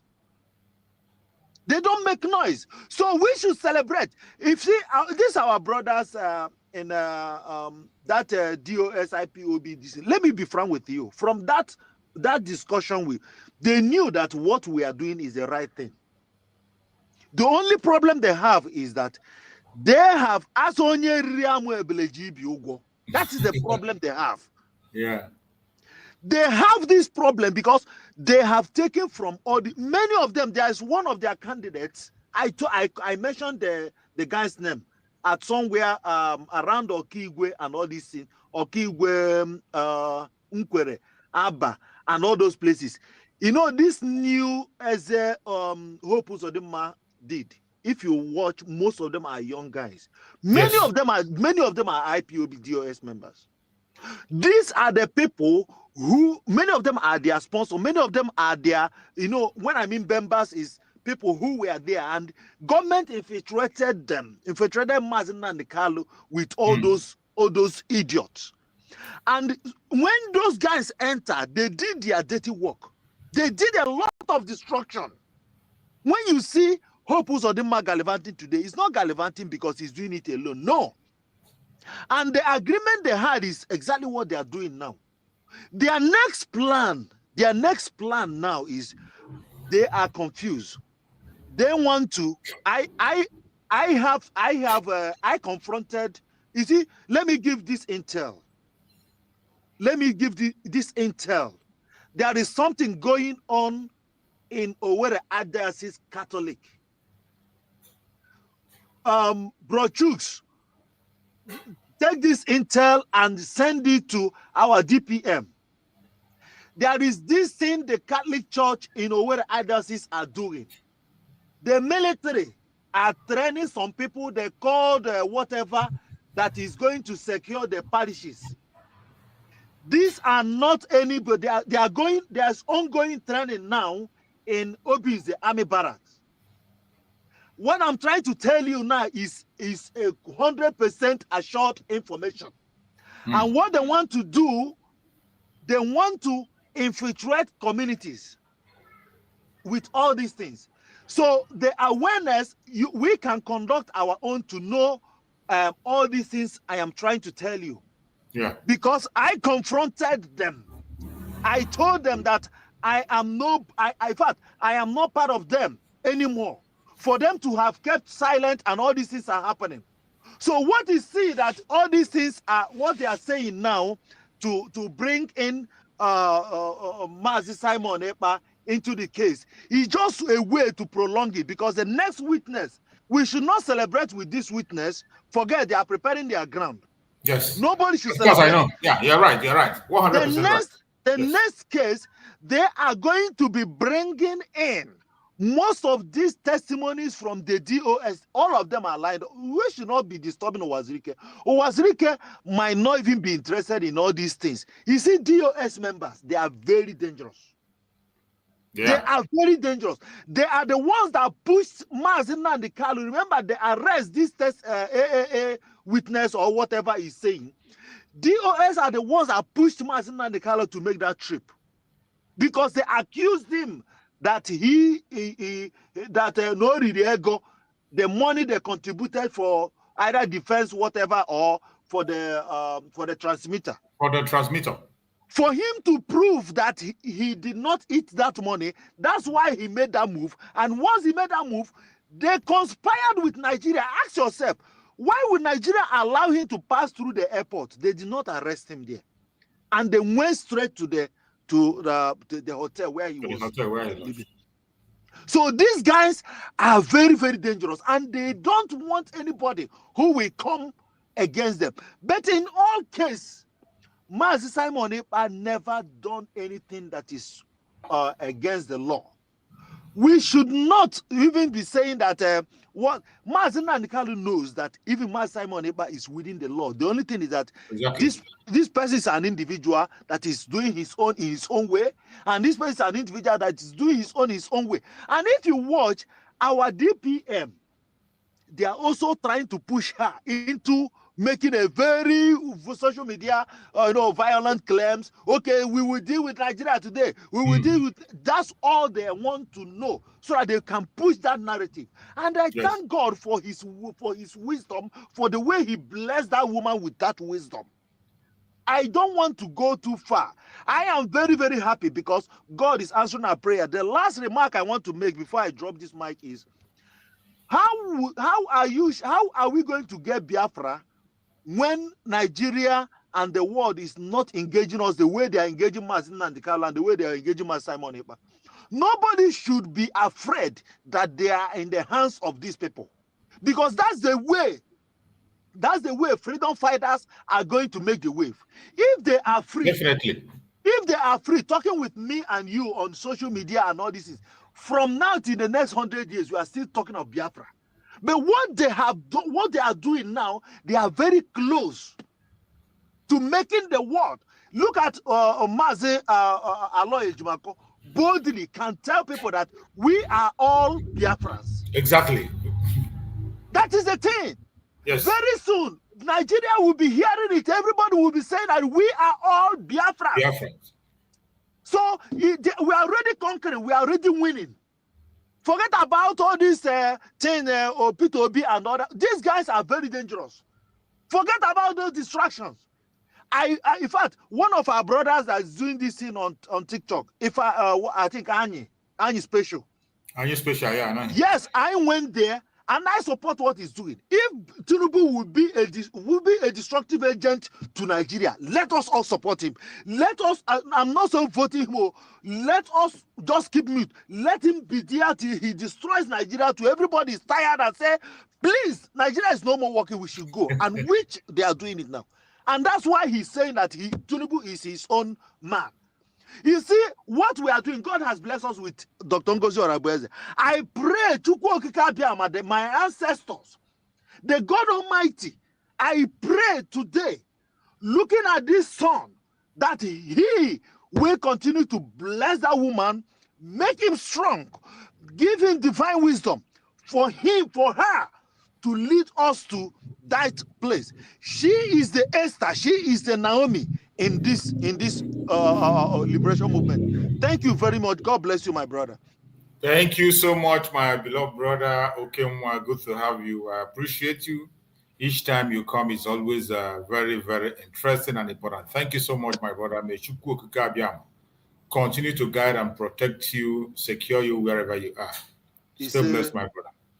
So, my fellow Biafrans, you have heard it, and we have been here digging it out. It's more than 3 hours now. But before we round it up, I want to bring up some updates that we need to have. There are some updates that we need to know about before we round it up. Some programs that are coming up that every one of us must be part of. There are certain programs that are going to come up. The one that is coming up on Sunday, that every one of us must be part of. Please make sure you prepare for this program. It says, let me read it out so that we can be able to be carried along. Official meeting announcement, environmental protection awareness campaign. Environmental protection awareness campaigns. We are pleased to announce an official meeting to discuss environmental protection awareness campaign. Your participation is essential as we work together to promote sustainability and environmental responsibility. Department of Water Resources and Environment Management from United States of Biafra. Please prepare yourself for this program. It is very, very important. Biafra has been declared and everything has to be put on board. Plans have to be made to see how we can be able to do what we have to do, restore our land, and put Biafra in shape. The program is going to be held on Sunday, May 11, 2025, by 5 p.m. Biafran time. Make sure you are part of this program. Please, make sure you are part of this program. The secretary is going to be there to speak to Biafrans and give us guidelines and directions. And you can ask your questions and make your contributions also. Our secretary is going to be there to hold the program. Is Honorable Dr. Cornelius Honorable Dr. Cornelius Nana will be there. He's in charge and he's the secretary for the environmental protection and awareness. Every one of us should be there to ask your question. Try to be there. Try to be there. It's going to be held on Sunday, May 11, 2025. Very, very important program that every one of us must be part of. And we must remember that our 30th May is fast approaching. The celebration of our heroes is fast approaching. That is one of the most important time also that we can afford to miss. Wherever you are as a Biafran, you must prepare yourself. And this year's own is going to be extraordinary. Remember, it is triple item on that very day. We are going to open a Washington, D.C. office. Very, very important. The Washington, D.C. office is going to open so that every Biafran will participate and we will be close to the door. You know, as we are talking about recognition, it is important we are in the headquarters where things are happening, the place where decisions are taken. That very day, it is going to be open. And it is, again, peace summit. It is a peace summit. A peace summit. So every Biafran need to be there. More especially people in the United States. Don't miss it. Make sure you are part of that program. Make sure you are part of that program. Don't wait. Don't wait. If you have not yet gotten your ticket, please, I don't know what you're waiting for. Go and get your ticket. And again, the Biafran JC is also out. The Biafran JC is out. You can get the JC for yourself. Go to the site website and order for this JC. All these JCs are in stock. These are beautiful materials from Humel. I had a meeting today with them that we should start putting these materials out there. Some of the materials still need to be in stock, which is lacking. But just to show you guys some of the things that are here, these materials are beautiful. I already collected my two own samples, taking them home. Also, this is for like iPad, for mouse, for those using computer. There's a lot of materials, cups, bottles of water that are there. So I will encourage everyone to go into www.biafrasports.com and order your own jersey, customized jersey with Biafra logo and everything on it. Okay, we need to be proud of our identity and show the world that Biafra is here. Humel is with us 100% on this. This is original, highly original product. Unbelievable. This is so unbelievable good to see. So Biafrans, go to www.biafransports.com.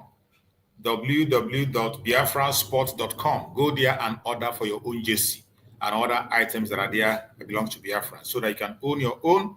It is very, very important. These are things that we have to do because we are already in our nation. Don't stay behind. Every single thing you have to do today to protect Biafra and to project Biafra to the world, we have to start doing it. There is no time. There's no time. Let's get this. No fear for our land. We go stand together. Fight for freedom now. No surrender. This day is more than just an opening. It is a call for peace and reconciliation. Join us at the first ever Biafra Peace Summit, where the past and present voices for Biafra independence come together. No segregation, no division, just one people with one purpose. An occasion to voice our differences, resolve them, and stand stronger as one people. May 30th is also our separate Biafra Heroes Remembrance Day, when we honor the brave souls of men and women who fought and children who fell from the genocidal war of 1967 to 1970, where over 3 million Biafrans lost their lives. The day we honor those unjustly imprisoned and killed before the war, during the war, and presently, simply for being Biafrans. We salute our past and present leaders, from the vision of Chukwuemeka Odumegwu Ojukwu to the resilience of Philip Effiong, the fearless dedication of Mazi Nnamdi Kanu, and the unwavering courage of Simon Ekpa Odogu, who have carried the torch of our struggle. Their sacrifices and leadership lights our paths forward. As we all know, for far too long, we've endured suffering at the hands of our enemies and division from within. This summit is power-packed to heal those wounds, to uproot seeds of discord planted among us, and to unite Biafrans across tribes, regions, religions, and political views. Together, we are unstoppable. Be part of history. Join us on May 30th, 2025 at the United States of Biafra headquarters in Washington, D.C. A day of unity, remembrance, and renewal. Biafra rises as one strong nation, bolder together. Venue, 11726 Connecticut Avenue, Northwest Washington, D.C. Time, 3 p.m. Biafra time and 10 a.m. Washington time. 30th of May 2025, a united Biafra. Our time is now. This message is proudly sponsored by the Office of the United States of Biafra Deputy Prime Minister, Her Excellency Dr. NgoziOrabueze, and the Biafra Information, Telecommunication and Postal Service.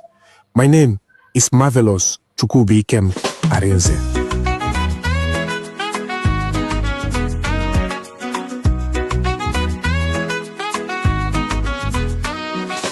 Face many things, we don't fall. Them took a Nnamdi Kanu, but we stand tall. Simon Ekpa, them country still they strong. We go rise higher, no place for wrong. We no go fall, we go stand. In unity, we hold the land.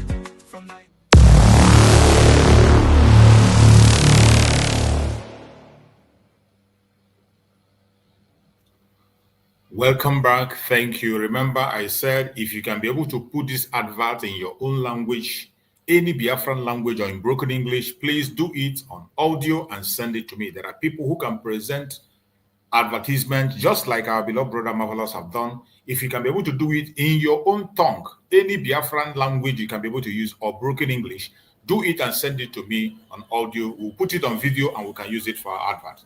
Thank you so much. So my fellow Biafrans, I appreciate everyone that have been with us up to this minute. And we are going to take one more last video. With this video, we are going to go into our conclusion of the day and our last word. So let us listen to this very video. This video is extracted from an interview that was made based on the visit of the U.S. ambassador to the Mieti Allah, the discussions they have, and the interview that was granted. I want you to hear this man, what he's saying, so that we can be able to extract some word from what he's saying, and then from there we'll reach to the conclusion of the program of the day. Let us listen. Coalition's view on a better framing. In simple terms, Steve and Kachi, it is one that does not include ethnicity. It is also one that does not include religion. So just the same way, for instance, and I think I wouldn't be wrong here, kidnap or the harvesting of organs is more common, that crime is more common in the Southwest, but nobody calls it a Yoruba crime.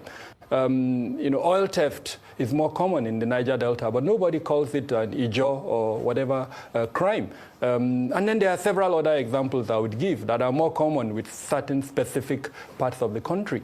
But nobody associates them with ethnicity. And so the framing should be one that does not have ethnicity in it. It should be one that does not have a religion in it. You see, they are fighting very, very hard. Fighting very, very hard to make sure they extract Fulani from the atrocities that is happening in Nigeria, when every one of us know that Fulanis are the ones that are doing it. And look at the meeting that this man went to hell. So what they are trying to do today is to make sure they push a different narrative, to change the narrative, to make us believe that no, it doesn't have, you don't have to mention people's name. Oh, it's just quarreling. Oh, that Nigeria will not be sanctioned by United States. That is what the program is all about. And for this ambassador to make this move, I don't know where. I don't know why, if we can still continue to depend on somebody to come and help us. And I am waiting to see the response of the government of Donald Trump, because this man that is telling us not to put Fulani in the atrocities that is happening in Nigeria, the same government of Donald Trump, I could remember when people were telling Donald Trump, don't mention Muslim when it comes to terrorism. And Donald Trump was very, very straight and direct, and he said, fundamentalists, extremists. He said Muslim extremists. That's what he said. He used extremists in his word. But these people are trying to make us to remove the Fulanis. They want to exonerate the Fulanis, but every one of us that is in this issue that are feeling know that Fulanis has been the problem. The first terrorist that entered in Nigeria, Ottoman Danfodio, was the first terrorist, and he planted this evil seed that's extremely good. You can imagine how worried they are now that people are waking up. And these same people are the same people that have projected the Biafran people, told lie against us for more than a decade. They have been telling lie against us for more than 50 years. They have been telling lie against us that we fought a war, Biafran war, Biafran war, Biafran war. That the Igbo people fought a war. Igbo coup. They said Igbo coup, Igbo coup, Igbo coup, Igbo coup. They have announced Igbo coup for more than 50 years. And that announcement of that Igbo coup has brought a lot of damages, have taken a lot of lives, destroyed a lot of businesses, destroyed a lot of properties, destroyed many mindsets for more than 50 years. Today, when the people have finally woken up and they are speaking their mind and saying the truth, they are now fighting using the United States, the same United States that the president came out and told us that he can never remove extremists and mention their religion. He said he will not remove it. And let us now wait and see what is going to be their response from this nonsense that these people are now saying. And I thank God now, you see, when he was now mentioning them, he called about organ harvesting and ritual, and he mentioned Southwest, that it is much more common in the Southwest. He mentioned the Niger Delta with the oil bunkering, but I never hear him mention about the Biafran with the Igbos. And they have a reason why they are dodging that now.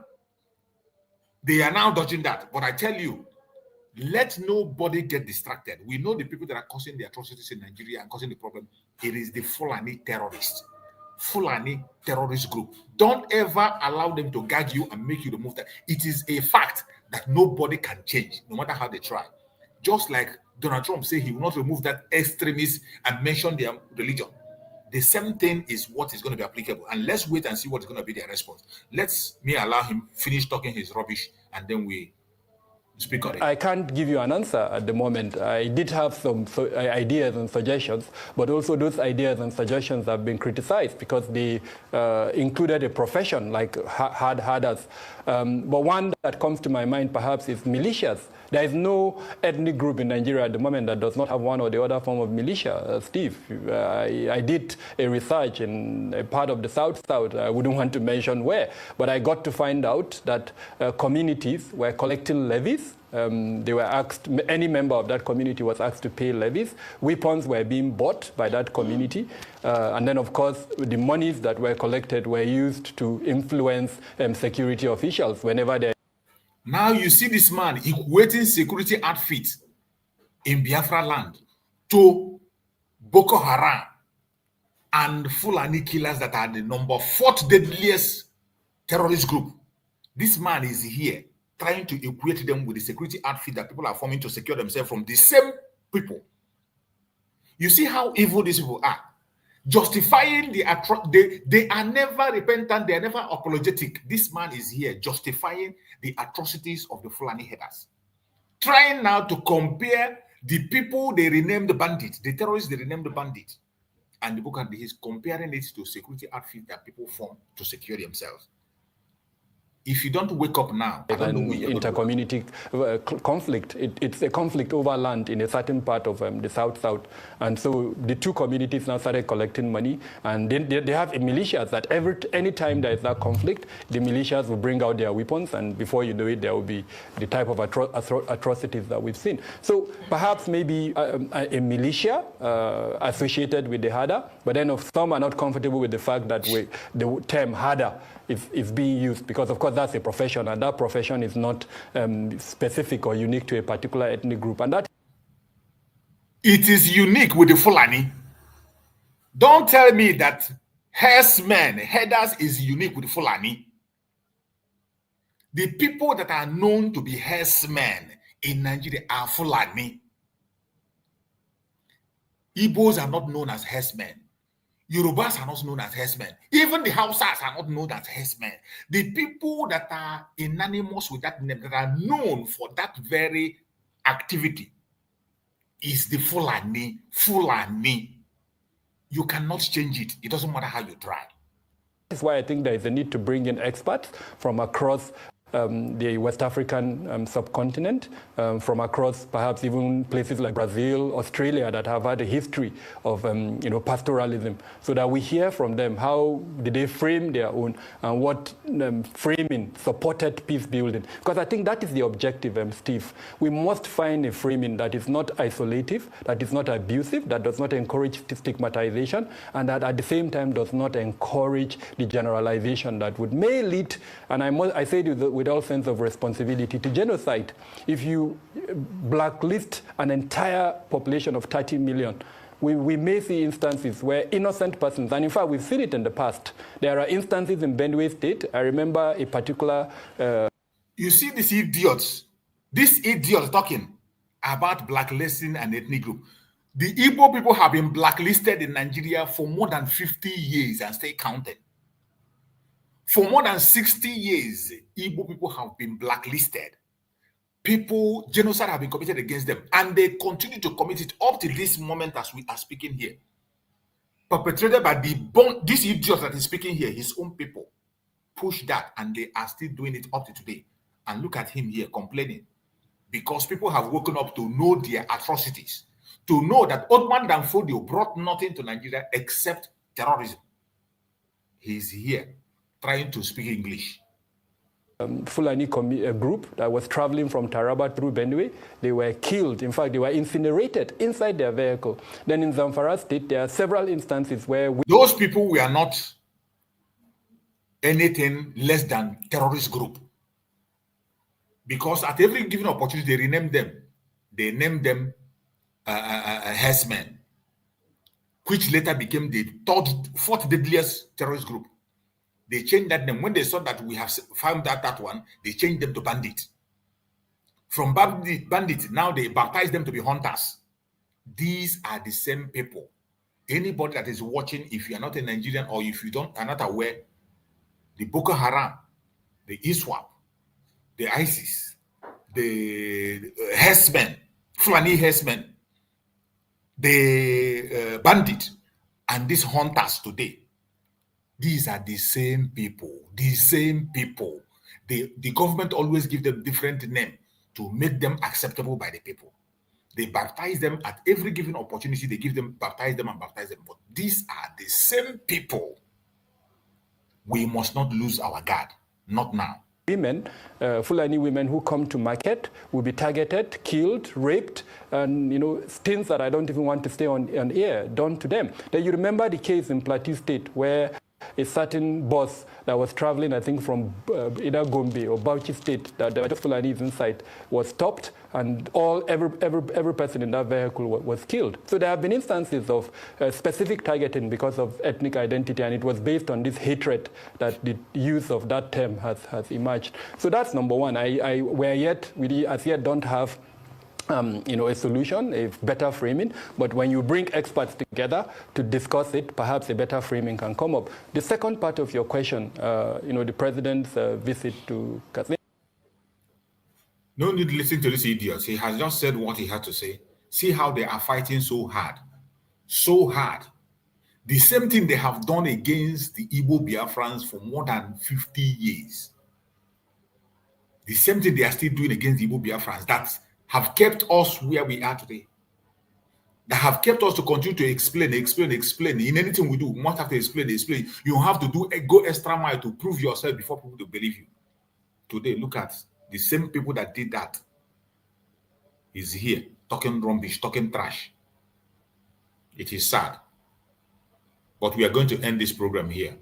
So as we are ending the program, let's start from our sister Ojugo. Okay, she's gone. Let's go to my brother Greg. My brother Greg, just use 2 minutes, speak on this video, and give us your closing remark as we round up so that I can catch up to my brother. Yes, Maz. I'm the person who started this program because last week when I watched that film, I forgot it totally.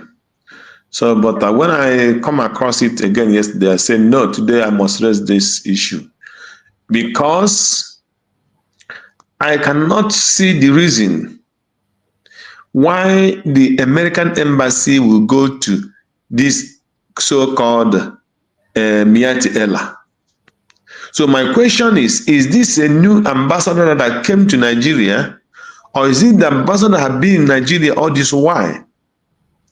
So does it mean that this ambassador have not had all the pies they have been paying our people, all the evil that the Fulanis have been committing in that land?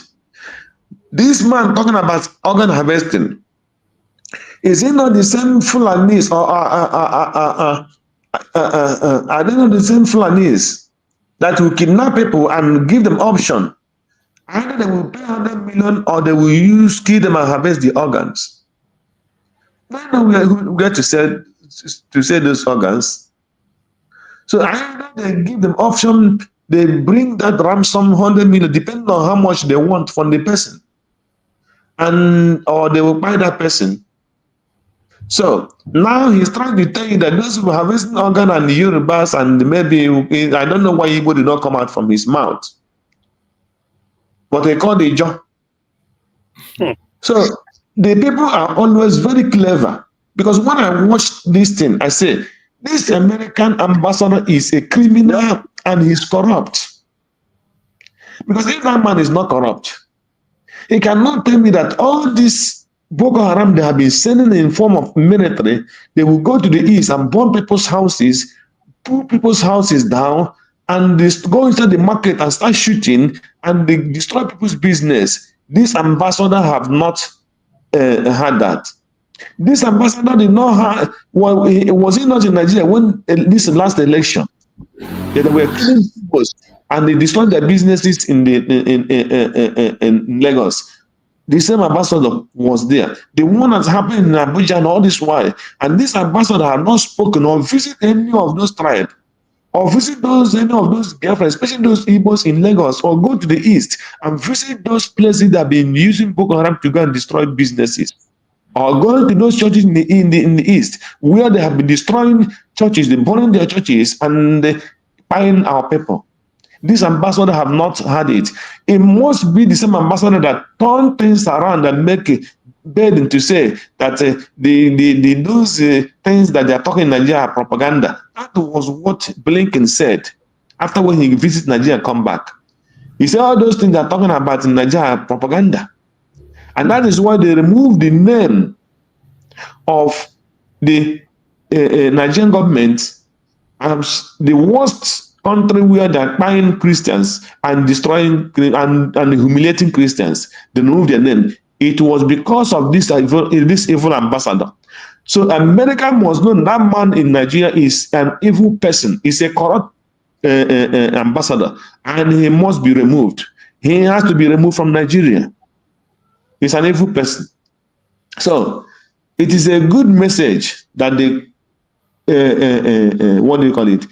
Trump's understand that this ambassador in that region is corrupt, and that is why he has not been speaking up all this while.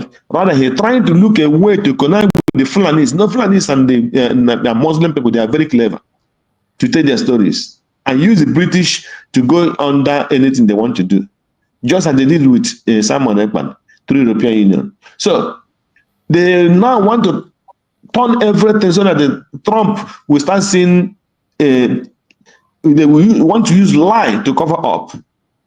And it will no more be the report that have been there for years, even from the human rights. So that is why I raised this alarm that this man, this ambassador, is an evil, and the Biafra government must take note of this ambassador and write a report against him for going to meet Allah that have been killing people, both in Jos, both in Benue, both in the east. And now the man, they are trying to turn it.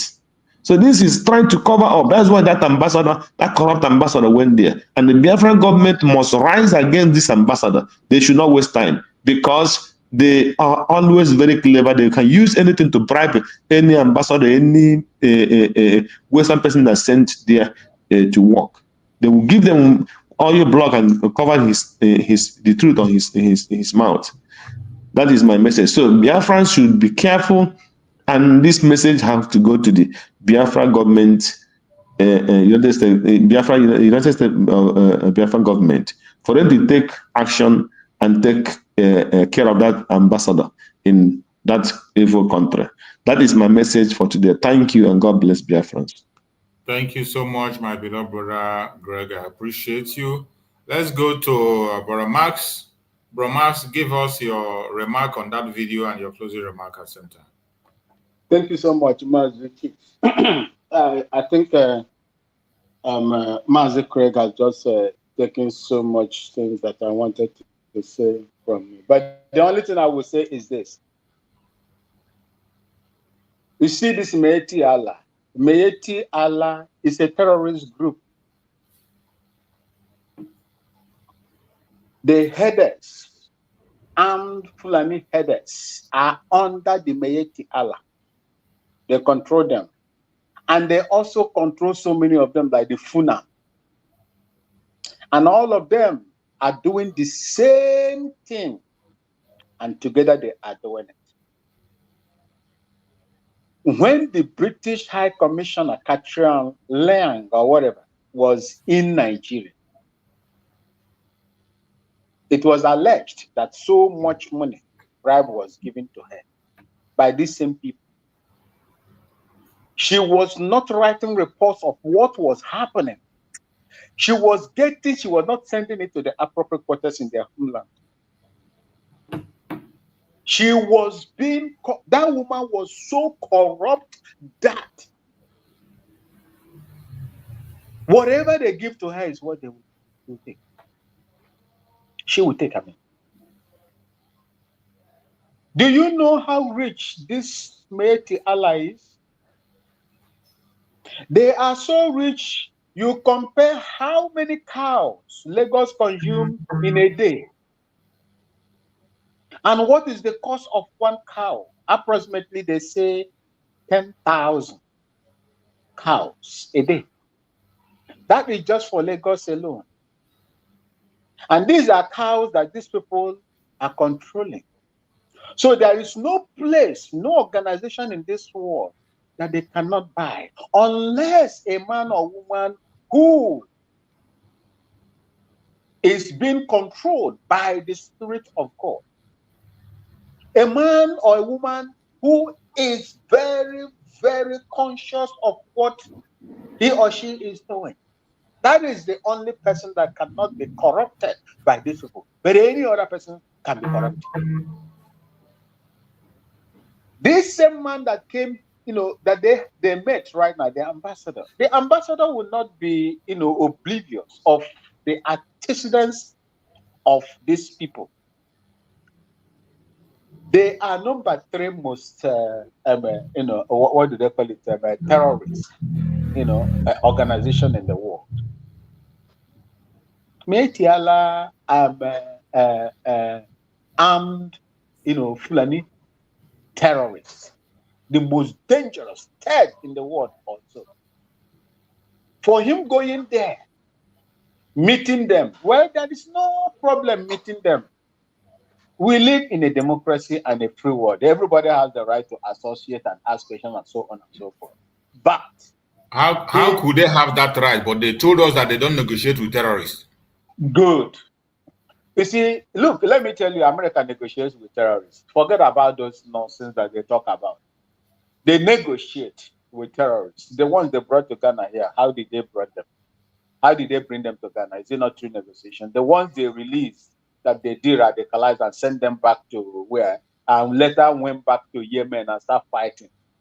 Didn't they negotiate? They negotiate secretly, diplomatically. But when they come out, America is a person that when they go to the bush, they will jump on the center of the road and say, who did that?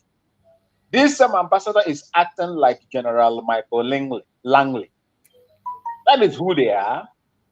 They tell the other side why atrocities are going on in a country. They call themselves the upholders of human rights, freedom of speech, and so on. But you see indigenous people right from the start of the agitation of the IPOB, Biafran agitators, they kept quiet. The only thing they do is to to write a report through Human Rights Amnesty International. Reports that has no binding, that has no teeth to bite. That is what they do. They keep quiet. If not that Trump came, would you have known that US aid were used to implement, terrorism in Africa? Do we know? They covered it. The same thing this man is trying to do. How many times has this man or the American people came to find out on these people? Is it not you people that were going, the Christian Association that were traveling, going down there to the White House to go and complain? Have they come to you? Look at the ambassador, look at what they did. Is it not the same America or yourself, an ambassador or who that came and was dancing with the, these same people that are, unalive, displacing people from their ancestral land? Is it not the same people? Associating with them, makes me feel that you are not ready. You are not ready to listen or understand what is really going on, or willing to attack these people, based on the atrocities that they have committed. And I would like to tell you, like this guy that was speaking here on the television, he is trying to do what we call damage control. The atrocities of the armed Fulani headers cannot be wished away. As we are talking today, they are still unleashing evil on the indigenous people. They are busy buying land in your places. When they finish buying those land and they settle there, the foreign elements will come in and they will begin to encroach into your land. That will replicate what is going on in Southern Kaduna. In Southern Kaduna, as we speak right now, the indigenous people, they are afraid to even come out. That is reality.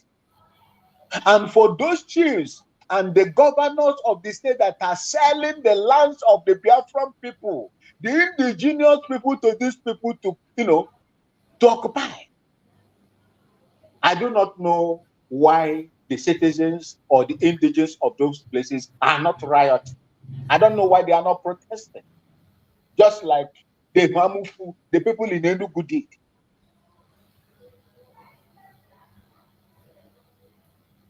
Well, the only thing I would say to our people is this. It takes only one man to change a lot of things. Only one man to change a lot of things. This ambassador meeting these people, spells bad, evil for me. But we must continue to do what we're doing, because we're not fighting for anybody to come and help us. Our freedom is going to come from what we are going to do, what we have started, what we are doing, and what we are going to do. So, Biafrans, do not pay attention. For me, don't pay attention on what the American, they can change the American ambassador right now when he or she misbehaves. We must continue to do those things that we feel that is right in the eyes of God and in the eyes of man, gearing towards the restoration of our country, Biafra. That is the only thing I will tell you. These people will do their own.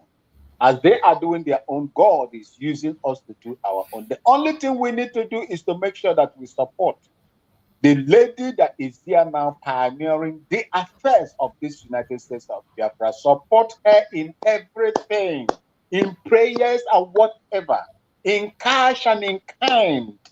She must be supported. Just like I had the discussion I had with you early in the morning, I believe she has capable hands that are advising her on what to do and what not to do. When Biafra comes, you see this person that is talking here today, trying to cover, trying to right the wrongs of the, the atrocities these people are committing right across, right across Africa. We will not have the opportunity to say what is said in Biafra land. That is my mother's ancestral land. We will tame them and we will put things right. Thank you so much, Mazi Chiefs. And may God continue to bless each and every one of you that has, in one way or the other, supporting and continuously supporting this agenda, the Biafran agenda. The world will recognize us in God's grace. And I must tell you today, based on what I heard from, you know, when it comes to men of God, I have something, you know, different perception. But there is one that I've been monitoring. I have been monitoring this man for more than 7 years to 8 years now. There is nothing this man has said. He is a Biafran. He is in Lagos. Most of you know him. There is nothing this man has said that has never fulfilled. And I believe that God is just like the Bible said that on the last day, false prophets will come out to deceive even those that are already been saved. It doesn't mean that there are no genuine ones. There are genuine ones. And by their fruit, ye shall know them. And that is how I am watching this man. Mazen Namdekano's freedom is right there in the corner through the grace of God. Let's continue to do what we do. And I will be the happiest man if my leader, Mazen Namdekano, will be out as God will have it. He is going to be out. And Mazen Simon Ekpa also must be prayed for. We must include him in all our pastoral prayers, because that man is not fighting just Nigeria. He is fighting Finland, the authorities that are holding him in Finland. He is fighting United Kingdom. He is fighting most of the Arabian nations, those that are in OIC, that have interest in what is going on in Nigeria. And their core mandate is Islamization of entire Nigeria. Those are the people that he is fighting. Thank you, and may God bless each and every one of you. I yield here. Thank you. My brother Christian, thank you for joining us. You are late today. Thank you for joining anyway. My brother Christian, just take your time. Take your time and give us your submission and conclude it at the same time so that... Yeah, Mother Chus, good day to you and to every Biafran in the panel. I came, I was just too busy, but so can I just ask, because I don't know, this U.S. ambassador, do you know, well, maybe I could as well Google it later on, if he's a Trump appointed ambassador or is a carry forward from Joe Biden's the last administration. You don't know, right? I mean, I'm not sure about that. Okay, I will try and see if I can Google it, because the thing is, there's a part, kind of, you know, 2 parts or maybe more to the whole thing. I've seen it a few days ago that he went to the Meati Hours and so the thing is, but like Greg said earlier, I think it would be good that USB government, they try and petition in the form of petition against him, or write something, at least make it known to the administration, because USB is a government now. Okay, so on that capacity, they will be writing official petitions and letters based on whatever we deem wrong, you know. So this is one of those situations they have to petition that so that at least we see how it turns out, what happens moving forward, because if he's new there or whatever it is, if he was appointed by this current U.S. administration, then we also have to somehow look to see the position that they take, because it's not a secret that the Fulanis are the brain behind the massacre or the fire that goes on in that place. There's this program, there's this channel, is a Christian broadcasting channel, CBN. Yeah. So I will also see because I saw an interview with a Christian, is he a pastor? I think I don't know what he is, an activist. I suppose he's an activist, you know. He was brought into that program and he explained to them basically how the Fulanis, supported by the Nigerian government, orchestrate the killing and so obviously, so that's why I said that it would be very good, like Craig raised earlier, that the USB government write a petition to know why and what is the position and what does it hope to achieve by going to meet the same people, the Mayor Tiala, who are primarily responsible for all the carnage going on in the zoo.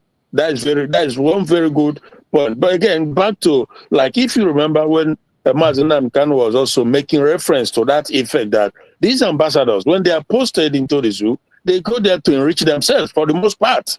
Because Nigeria, that is what Nigeria represents. Like the cultural line that was there before, these guys, they make millions because the Nigerian government, they don't care. Absolutely doesn't care about the well-being of their citizens. They don't care about development, nothing. All what they care about is to continue to keep this evil entity one on behalf of their master, the imperialists, the British. So that is what it's all about. So, but we're not going to just continue to fold our hands. No, we continue to do what we can do and make noise where it's necessary and do whatever we can, because that is so. And also there's another global game that is being played right now as we speak, because the Chinese, for example, and the Russians, they are trying to do their best, at least do right by the indigenous people, by the continent of Africa. Now you have the French and their other imperialist group, the globalists, who are also bent on, so more like a scramble, back again, like scramble over who owns what and who gains what from Africa in Africa. So this is also, and Trump also has this mindset of a transactional individual.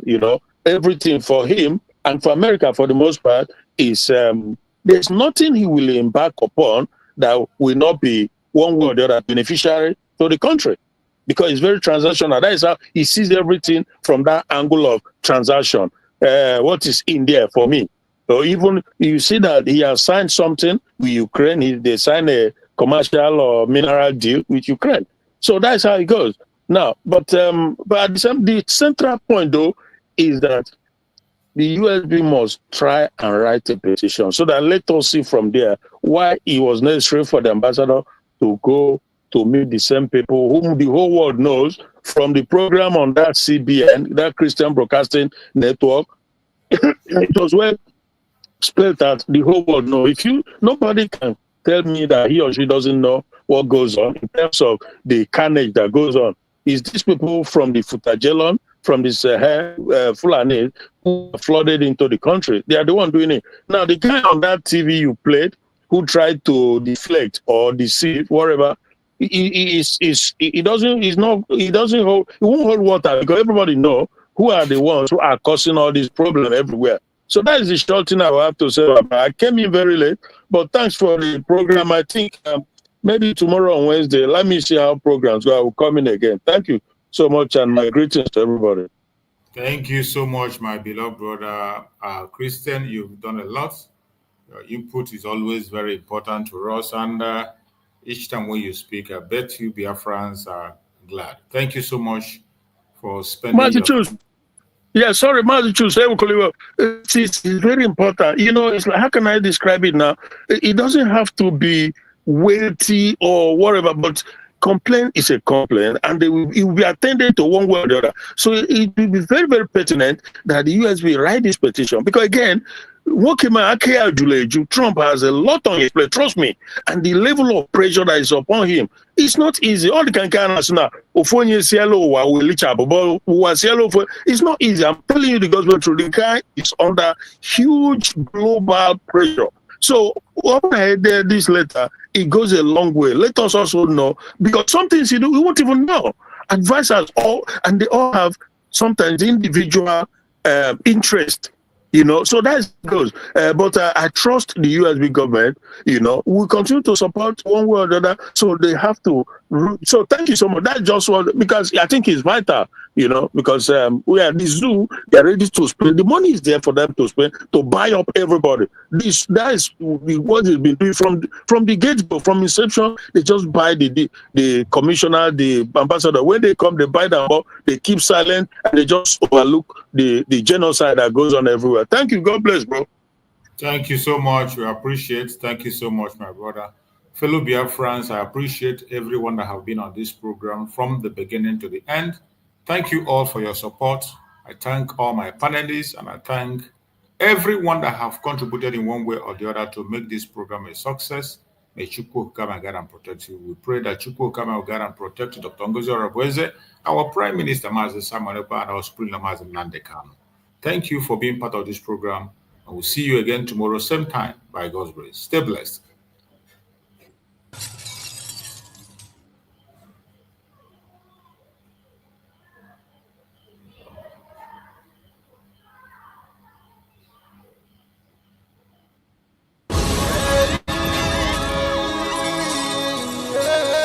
This is from Biafrans Got Talent.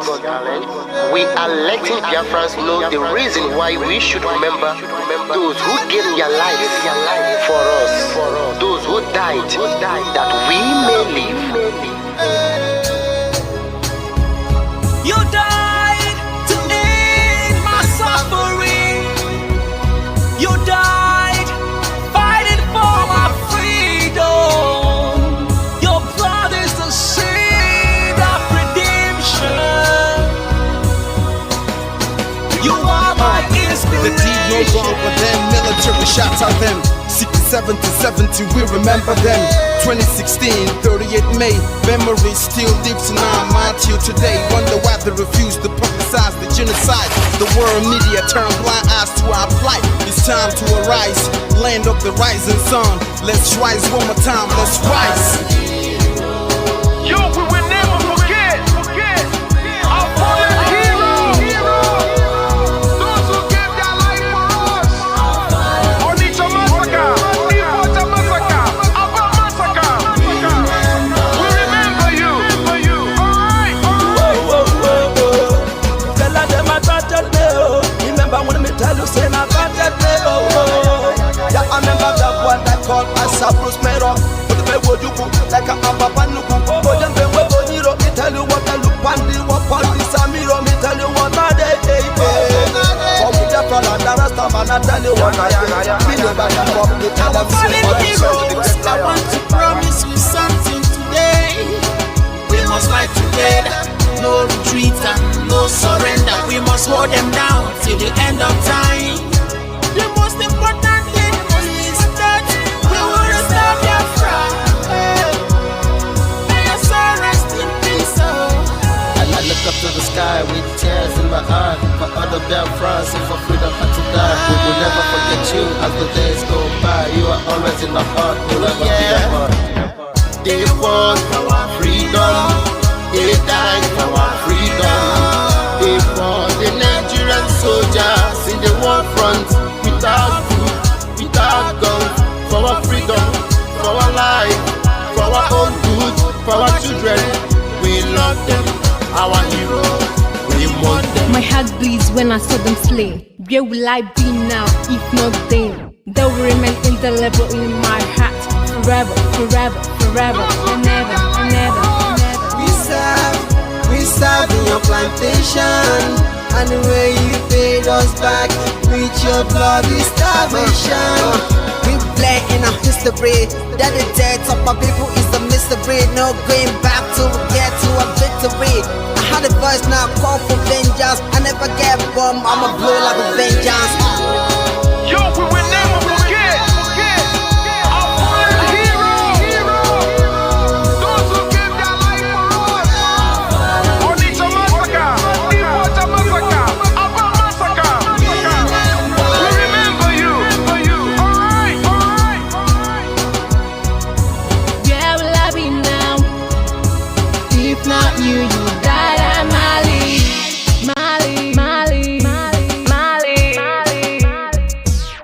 Yeah, we are starved to death because of our freedom, and they paid the debt for our freedom. Flag high. for those that died in the genocide, fighting for you and I. There is pain in the heart, we bleeding inside, tears in the eyes, so I'm falling here. This is for my fallen heroes,